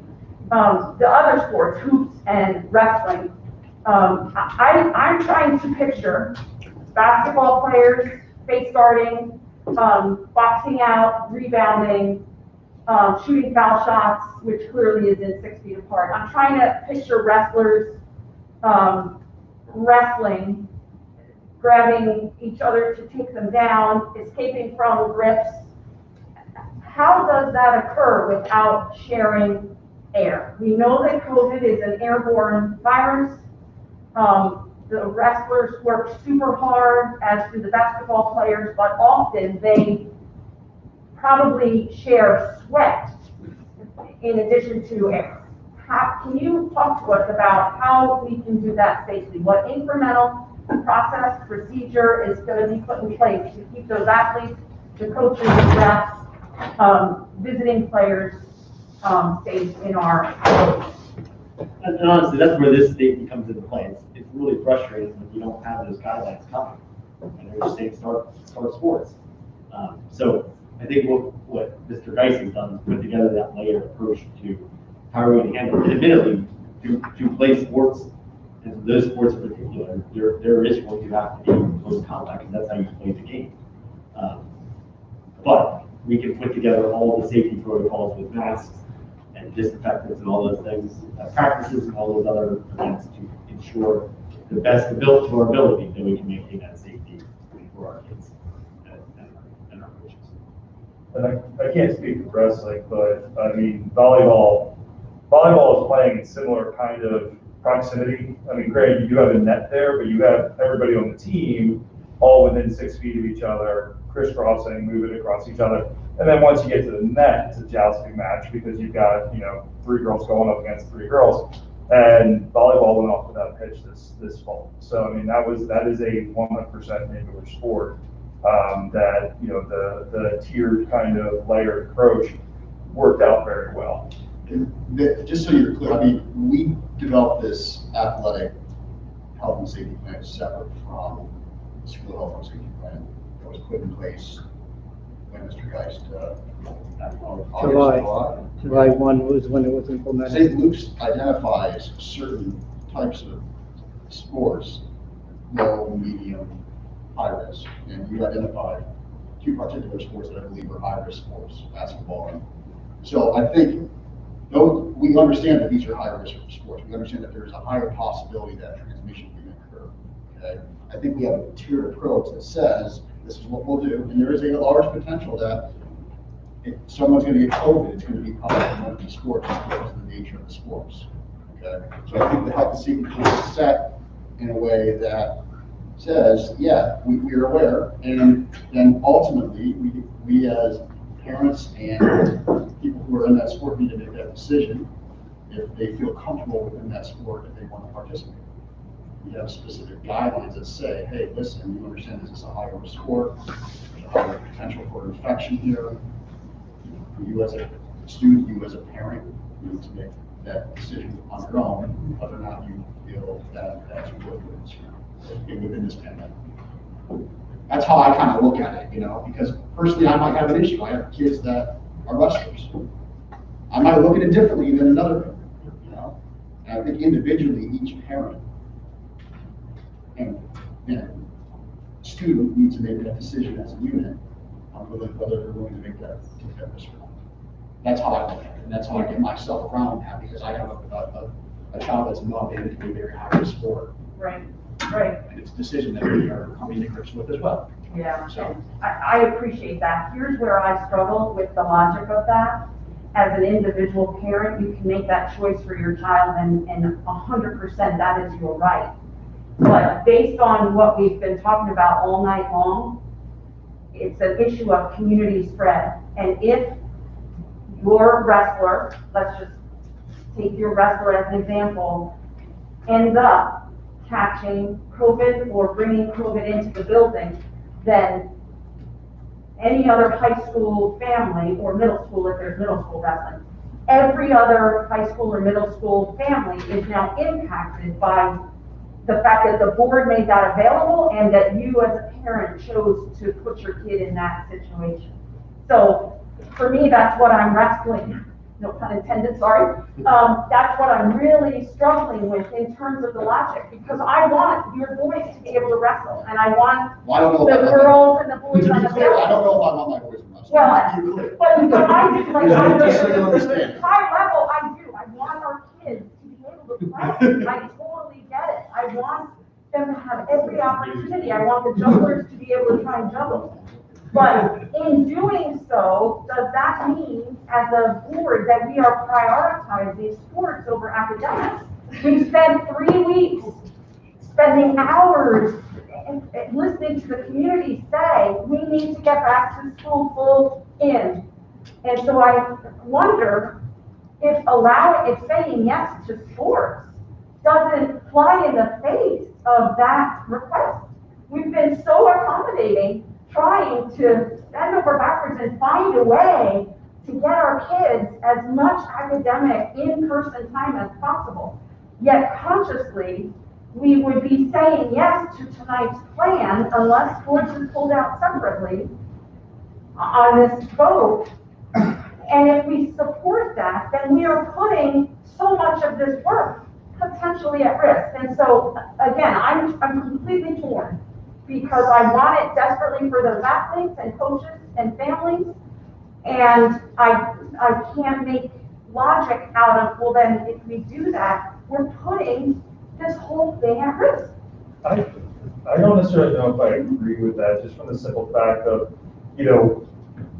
we can look at things and they can do things in a way, like with wrestling, we've got, how many kids on the wrestling team? 10 right now. We have 10 kids on the wrestling team, so we're falling underneath of that 10 limit. I'm not sure if you know any wrestlers. I mean, specifically, I'm going to use the 2 wrestlers that sent us emails. Those 2 individuals are high-level wrestlers. These are young men that monitor their weight. They monitor how much food they put in. They monitor how much they're lifting weights. They go to practice. They go to extra practice. These are state-level wrestlers. So these aren't the type of individuals that are going to be going anywhere near anything that's going to possibly expose them to something that would jeopardize them playing their sport and being able to make it to that state level again this year. One of the concerns that that we heard in the emails was, hey, I'm worried that the college coaches aren't going to be looking at my child, right? And in some instances, this is gonna be the only opportunity that they're gonna have to continue their education or continue their education at a much higher level because they're gonna have access to this stuff. If we had, 100 guy wrestling team, which I don't know if anybody has a 100 guy wrestling team, but let's say they do, right? If we had a 100 guy wrestling team, I think it would be a different situation, but with 10 people, we're falling under the limit of what gatherings are allowed to be per the DOH, right? Because they're saying keep limit groupings to under 10. So, I think in that situation, yeah, you are going to be rubbing up against another person, because that's what wrestling is. But again, these are kids that are used to monitoring what they're doing and doing it in a healthy way. And I look at it like you were saying, Liz, with the transmission rate with BCTC. So we're fully remote at this point. The athletes come back. There is going to be very low transmission rate to the community as far as how basketball will be set up. Soccer started, it was just a couple kids together in pods. So they aren't all practicing together to begin with. So that starts out as the first phase. The second phase, you introduce a little longer time. So if we find that in those initial first phases that kids are doing, contracting or getting COVID, obviously we got to shut it down. But with that being said, I'm looking at it the same way I'm looking at BCTC. They're not going to be bringing it back to school because school is not in session. It'll be those small pods the first week, right, Mr. Geist? And then it goes into the second week. And then the third week, before you even start thinking about going out and wrestling other schools or having practice with another school or whatever. So, I'm like you also. I'm up in the air with that, but I'm looking at it that way as far as the transmission rate should be very, very low. And if we find that in the first week, someone gets it, well, unfortunately, we may not be able to have that sport. Is that correct, Mr. Yes, yeah. I don't, like you all, I don't have a crystal ball. I don't know what it's going to look like 3 weeks from now. Right. Back to one of your points earlier, I think using this level of approach where we start off with the pods, small groups, focusing more on conditioning individual skills and working our way into more of that group activity, and then eventually getting to a point where we can have full practices and competitions. I think by following this plan, it gives, for lack of a better word, hope. Because that's what I think our athletes are looking for at this point. They're looking for, can I have this opportunity? I want this opportunity, but we may not be right there where we're going to play games right now. But this process provides a little bit of hope that if we stick to the plan and we do the things that we need to do by wearing a mask, social distancing, and all those other things, that the hope is we can get to that point where we can compete. I'll be honest with all of us. I don't know if we're there right now, today. But if we're given that opportunity, we can start with this plan and put this plan in action with that goal in mind. I would guess that the kids are going to be very careful and cautious because they don't want to jeopardize their season. So my thought is that if we don't offer this opportunity, they're going to go elsewhere, whether it be their club team or Lancaster has a league or whatever. If we don't offer the opportunities, they'll find it somewhere. And then you're bringing lots of other stuff into our community. I appreciate that, very helpful, thank you for sharing that. And I do hope that should the athletes and club activity kids be supported in their initiatives, that they take the risk very, very seriously. Yeah, and they've proven in the fall season that they could. I think that incremental challenges around winter sports, and I thought about volleyball too. I played, John, so I'm well aware of how the ball flows and how the movement goes. At the net, you've got blockers. That's about as close as you get. when you play basketball, you are literally touching people, and we all know that when you wrestle, you're essentially melding into one human being. And then, you know, you get the win. So thank you, that's helpful. And again, confidence in you, Mr. Geist, to lead the coaches and the staff and the kids in a healthy direction should we go forward with them. All right, thank you. Again, I would just ask, so there's timelines put on that slide. There was one that said December 14th about competitions. I would just ask that the board be consistently updated in terms of what the status of our sports program is. It's great to get these numbers now about the fall season. I would hope that maybe we could get, as part of the weekly update or at least once a month board meeting, that we get a status update of here's what it looks like. Yeah, we did in the fall this. Okay. On the weekly updates we've got, you know, what's the status of our sports, have there been any issues? Some of the issues with the middle school child, and those are placed in weekly updates, so I would anticipate we'll continue doing that. All right, working through the list, a couple more quick things. So there's no mention of students with special needs in this plan, so IEP kids. And we frankly heard a good bit through email from families and moms and dads who might fall in that category. Can you just reassure us about what, as it relates to this plan, where those children fall? So fair enough. So the IEP students would be similar to what our current hybrid plan is. They would be afforded the opportunity to come in all 4 days, regardless of their cohort. That way we can ensure that we're meeting their IEP. And even though we're virtual, those kids still get their 4 days of support. Virtual, the only students that are coming in virtual are our low incidence life skills and autism students.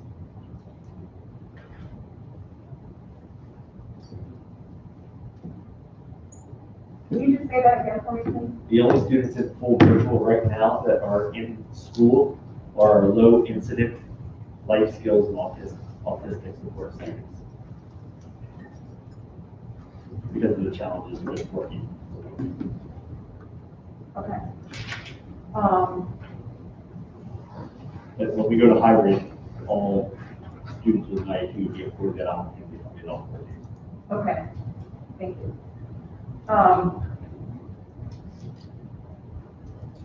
So, staff, bus drivers, should we go back to hybrid as per this model? Even though, I mean, again, the data today would suggest we shouldn't be in hybrid. But if we were to do that come January 11th, do we have very clearly articulated guidelines around quarantine procedures? For our staff and students? Yeah, so once a case is identified, that like in terms of siblings and in terms of bus riding and all that kind of stuff? Absolutely, that's been communicated to our students, that's on our website. And then if there's any cases that come up, again, our nurses work directly with the families to ensure that there is that clear guidance. Okay. Absolutely. And that's enforced how? Like who's in charge of enforcing that? Between the nurses and then the building level principals manage that. Okay, but if Johnny, who's Susie's little brother, goes to get on the school bus that morning and quarantine's not over, who's stopping Johnny from getting on the school bus? The school nurse isn't. No, we would deal with that when they got into school at that point. Okay, but in that case, that Johnny has potentially now infected anybody on that school bus. Correct. And so that's why it's important that we work with the families ahead of time to make sure that they know what's going on. And that's what the nurses have done. We haven't had any cases of that at all. Okay, all right. It Just just, before you go on, quick, yes, in the committee meeting, the nurse that was here had brought up for all the people on YouTube and whoever else is listening, even when we're in red, the nurses want them to call in and let them know if you have a case, potential case, whatever's going on in your household that involves COVID, you should still call the nurse. She made that very clear in the committee meeting, and I just wanted to put that out there. You brought up nurses, and I just remembered it, and sorry for interrupting you. No, not at all. Great point, David. It may be a good point to continue to reiterate to the community. We've done a good job in my assessment of, as we have a case, reminding folks about how to stay safe. But I think it might also be an opportunity to remind them about what David just said. Do we require a negative test before we allow a previously COVID positive person, whether it's a student or an adult, to come back into our building? We do not. Yeah. Was there any consideration to that? The reason that we don't is, it's similar to the effect that even if they're quarantining, if a student or staff member are quarantining due to close contact, and they go get a positive test, they have to quarantine for the 14 days regardless, even if it's a negative test. So Mr. Tomasi and I could be in close contact, and I could be identified as being in close contact and have to quarantine for 14 days. I can go test, and even if it's negative, I can take a test every single day and be negative. I still have to quarantine for 14 days. Okay. So because of that and the timeline, that's what we rely on the timeline, and also the medical doctors that are working when there is a positive case with that family. Okay. I think we need to, I think that needs to be spelled out to our student athletes. I've heard in other school districts, there have been problems with that. Okay.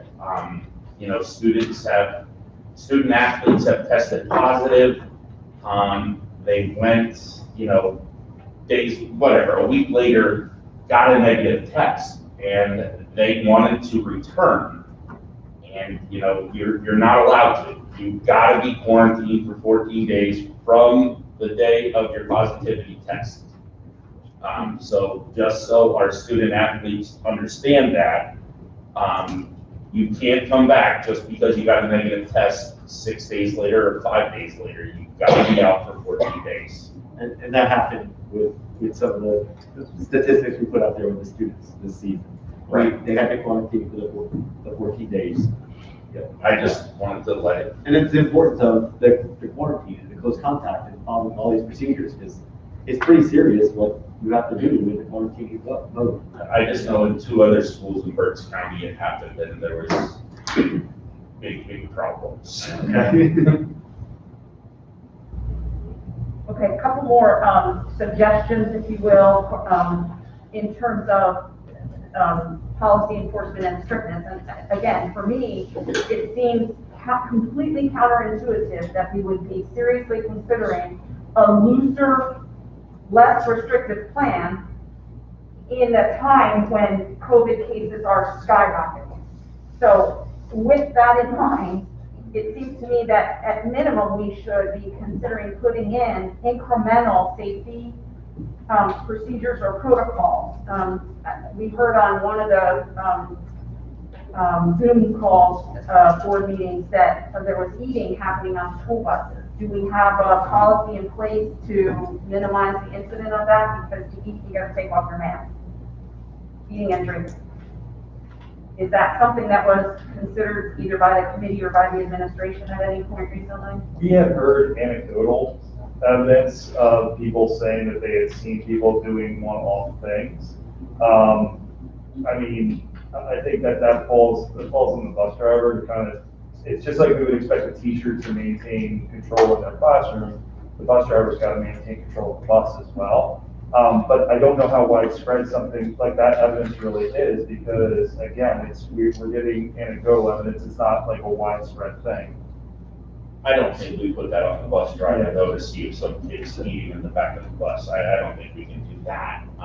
So they gotta watch the road. And there's rules and processes in place. There's not systematic failure here. So rules and processes are going on the bus. At some point, the only other adult on the bus is the bus driver. And so that would fall on the bus driver, just like the behavior side of it. But it's not a systematic failure where every single student's taking their lunches and everyone's, taking masks off and everyone's chowing down and eating their lunches on the way home. That's not happening. So. They're still pretty spaced out on the buses. They're so- spaced out, yeah. So it's not a whole lot different, while it's comfortable, because my children ride the bus, but it's no different than like my students eat my classroom. They're spaced out, their masks are off, they're all leaving.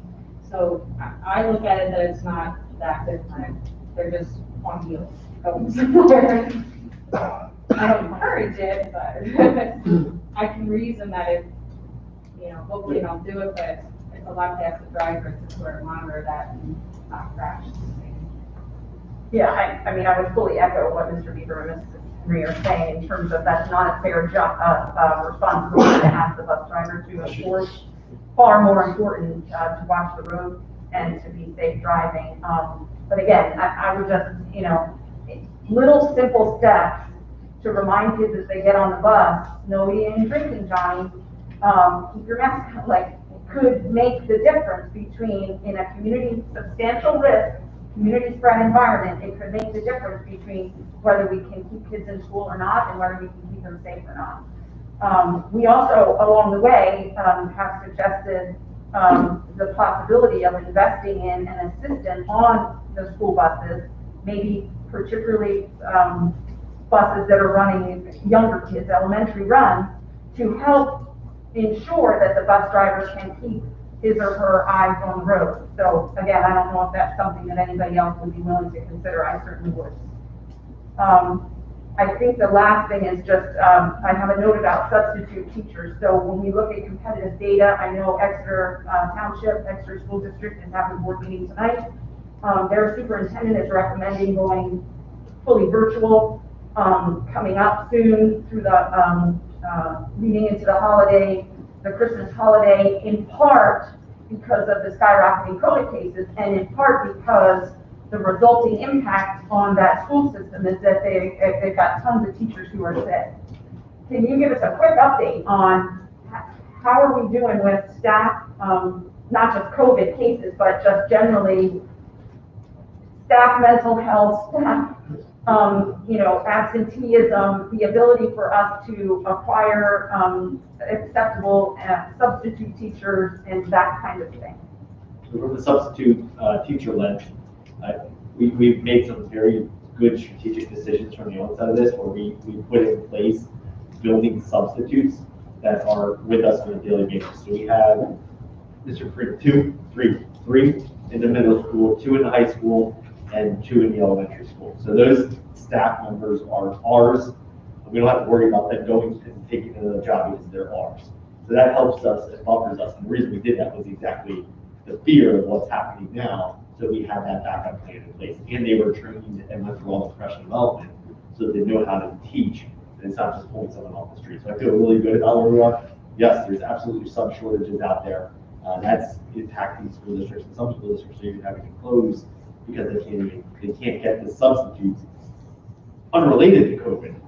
So maybe direct, maybe indirectly, but unrelated to COVID cases or quarantine. So that's absolutely a reality. But for us, at this point, we're in a good position. In terms of the staff, I'll say it again, I said in the presentation, our staff has been phenomenal. Whether that's our custodians, cleaning, our paraprofessionals, our teachers have went above and beyond. They have just been awesome in terms of thinking about it from the teacher lens, all those different transitions that have happened through the fall until now. And every time they just pick up, they go again. And just, I always say we're a family, and I truly believe that as a family, we have been working together for what's best for our kids. And that is all our staff and the administrative team as well. These folks have tirelessly continued to rebound, put different plans in place, and have done a phenomenal job of keeping their staff in a good position, whether that is the teachers or their support staff. They have continued to be the champions of the messaging we want as a school district, which is we're heading in the right direction. We're a team. We're in this together. How do we solve the problems as a collaborative bunch? And I can't say enough about all our staff members. It has gotten us to the point where we're at. We're in an excellent position. That's great. If I can share one more piece from the lens of substitute teachers, as we talked before about supports to families, we've been able to use all of our building substitutes on days when they're not covering classes to work one-on-one with students or small groups with students. So there's not just the value add on days where we need those teachers in the classroom, we're able to really use them to work with struggling students that you brought up before. So again, thank you for providing us the opportunity for those extra enhancements. We, and maybe I didn't see this in the virtual plan. Case in point, however many years ago, when we had that freak snowstorm and we had widespread power outages, what is the plan there? So we've actually had that a couple times already. This morning there was some power outages and there was some, like a couple days ago. It was not virtual. First day of virtual. What we've done is we sent a message out to the families at the end of that day saying that all student absences will be forgiven that day. The reason we do it afterwards is obviously if we do it beforehand, you're going to have some kids that probably aren't going to log on. So at the end of the day, a message goes out that says, and that kid could have been sick, that could have been whatever, but we're just blanketly counting them on as what they that day. Okay. That way we can forgive that. Okay. That miss. Because yeah, that is the reality. Are there any snow days this year?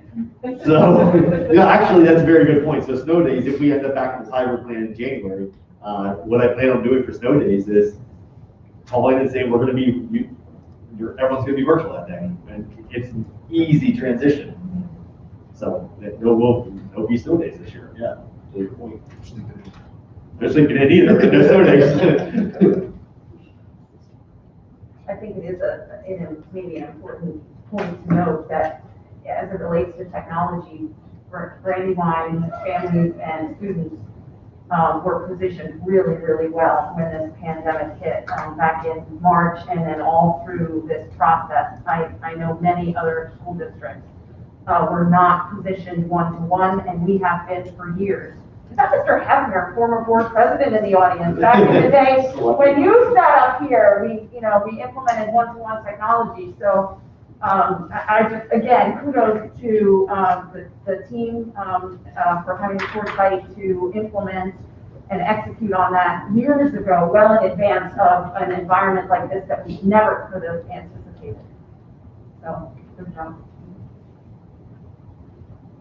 So my final question for my colleagues on the board, is there anyone who has an appetite for modifying the motion to split it into pieces? Or am I the only one who would desire to vote individually on each of the items on the agenda? If you want to vote on BCTC and sports separate, I'm all in favor of that. If that's what you want to do, I'm fine with that. I don't think we need to go down one by one. But if you want to pull out BCTC and athletics and vote on them separately, I would propose we vote on the data piece separately as well. We're not voting on the plans, the hybrid plans. Right? That's not 12 separate. But that one might vote it all separately, because you'll have two. The modified hybrid plan is here. I recommend we keep it. Yeah. That's one my son. Actually, I'm gonna, Oh, that's just, that's, yeah, I would just point out to my colleagues that the motion as it stands is one complete motion. It's not subbed out into various subpoints. It was just presented as motion A. So board reports 1A. As a point of clarification, the reason to set up is working with our legal support team. We presented both models, individual and this, and the advice was this is the cumulative recommendations from the team that you do it as one shot. okay, That's why I'm fine with that too. Okay, thank you for considering that. Makes my job that much more difficult. Okay, we're gonna go, listen, anything else? No, I think I've asked more than my fair share of questions, and you all have been very patient with me, so I appreciate that fact. Thank you very much. Anybody? So we move on to public comments. I'd ask anyone who is willing to speak, please stand up and make yourself known, what township you're from, and give us about 5 minutes, please, if you don't mind.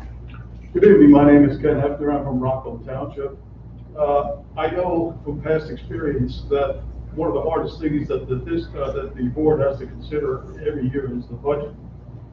And I'm wondering, since this happened in March, and your budgets are usually approved, I believe, if I'm not mistaken, in June, whether or not you certainly could have considered all the possibilities here that could happen with this pandemic and what additional expenses you might have been having to budget for. So my question tonight is there enough contingency in this year's school budget to cover all these items which you may or may not have to do? I'm assuming that there could be some savings in the busing if the buses aren't running, but then again, if the buses are running 2 trips for kindergarten and first elementary, that you have additional expenses there. Plus the broadband, if you decide that you have to go to that, for some examples. So my basic question is, how does the budget look? Do we have enough contingency to cover everything? Thank you. Excellent question, Mr. Hefner. You haven't had a chance to meet our new business manager, but here's a new business manager. Mr. Diamond has joined us about 1.5 years ago. He's actually been tracking all the COVID-related expenses to date. I hate to put you on the spot, Mr. Diamond. Do you remember what a rough number that is to date? Well, I think if I can, I'll just recap a little bit. At our regular November board meeting a couple weeks ago, I gave a brief budget update in that meeting. The districts, we have incurred extra costs related to this. We just wrapped up our prior fiscal year, so the fiscal year that ended on June 30th of 2020. We did see some pretty significant savings there due to the school shutdown in the spring. We also have been fortunate to receive quite a few one-time grant funds from both federal and state sources to help offset some of our extra costs related to the pandemic. And the other piece of good news, while again, no crystal ball, but looking at our revenue collections to this point through whether it be real estate taxes or earned income taxes, to this point in the fiscal year, we are not seeing a huge drop off, related to the current economic situation. So, I don't have numbers in front of me at this moment.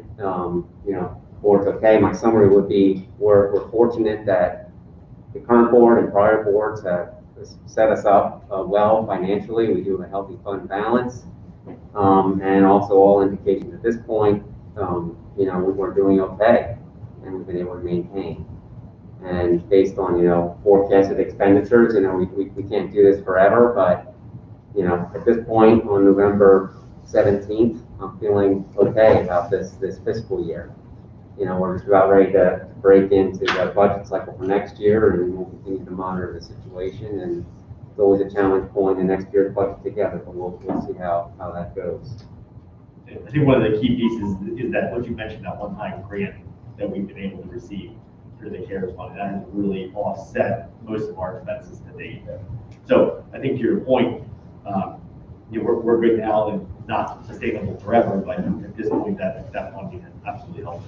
Great summary, Mr. Bennett. Thank you. Mr. Hefner, I'm not sure if you've been keeping up with everything, but we've also, with the financing that we've done for the projects that we're doing on the buildings, we were able to position ourselves with some savings there as well. So I feel confident saying that we're doing our best to be fiduciarily responsible and not overspend.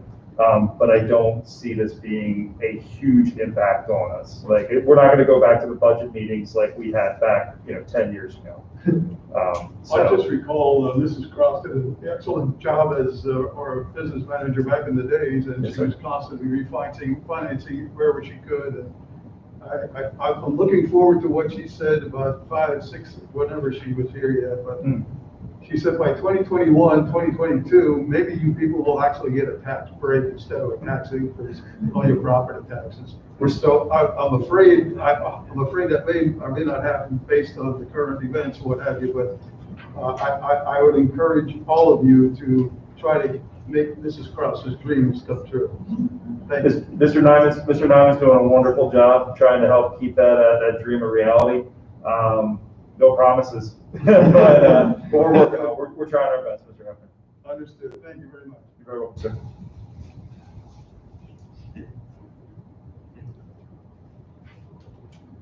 Okay, any other public comment?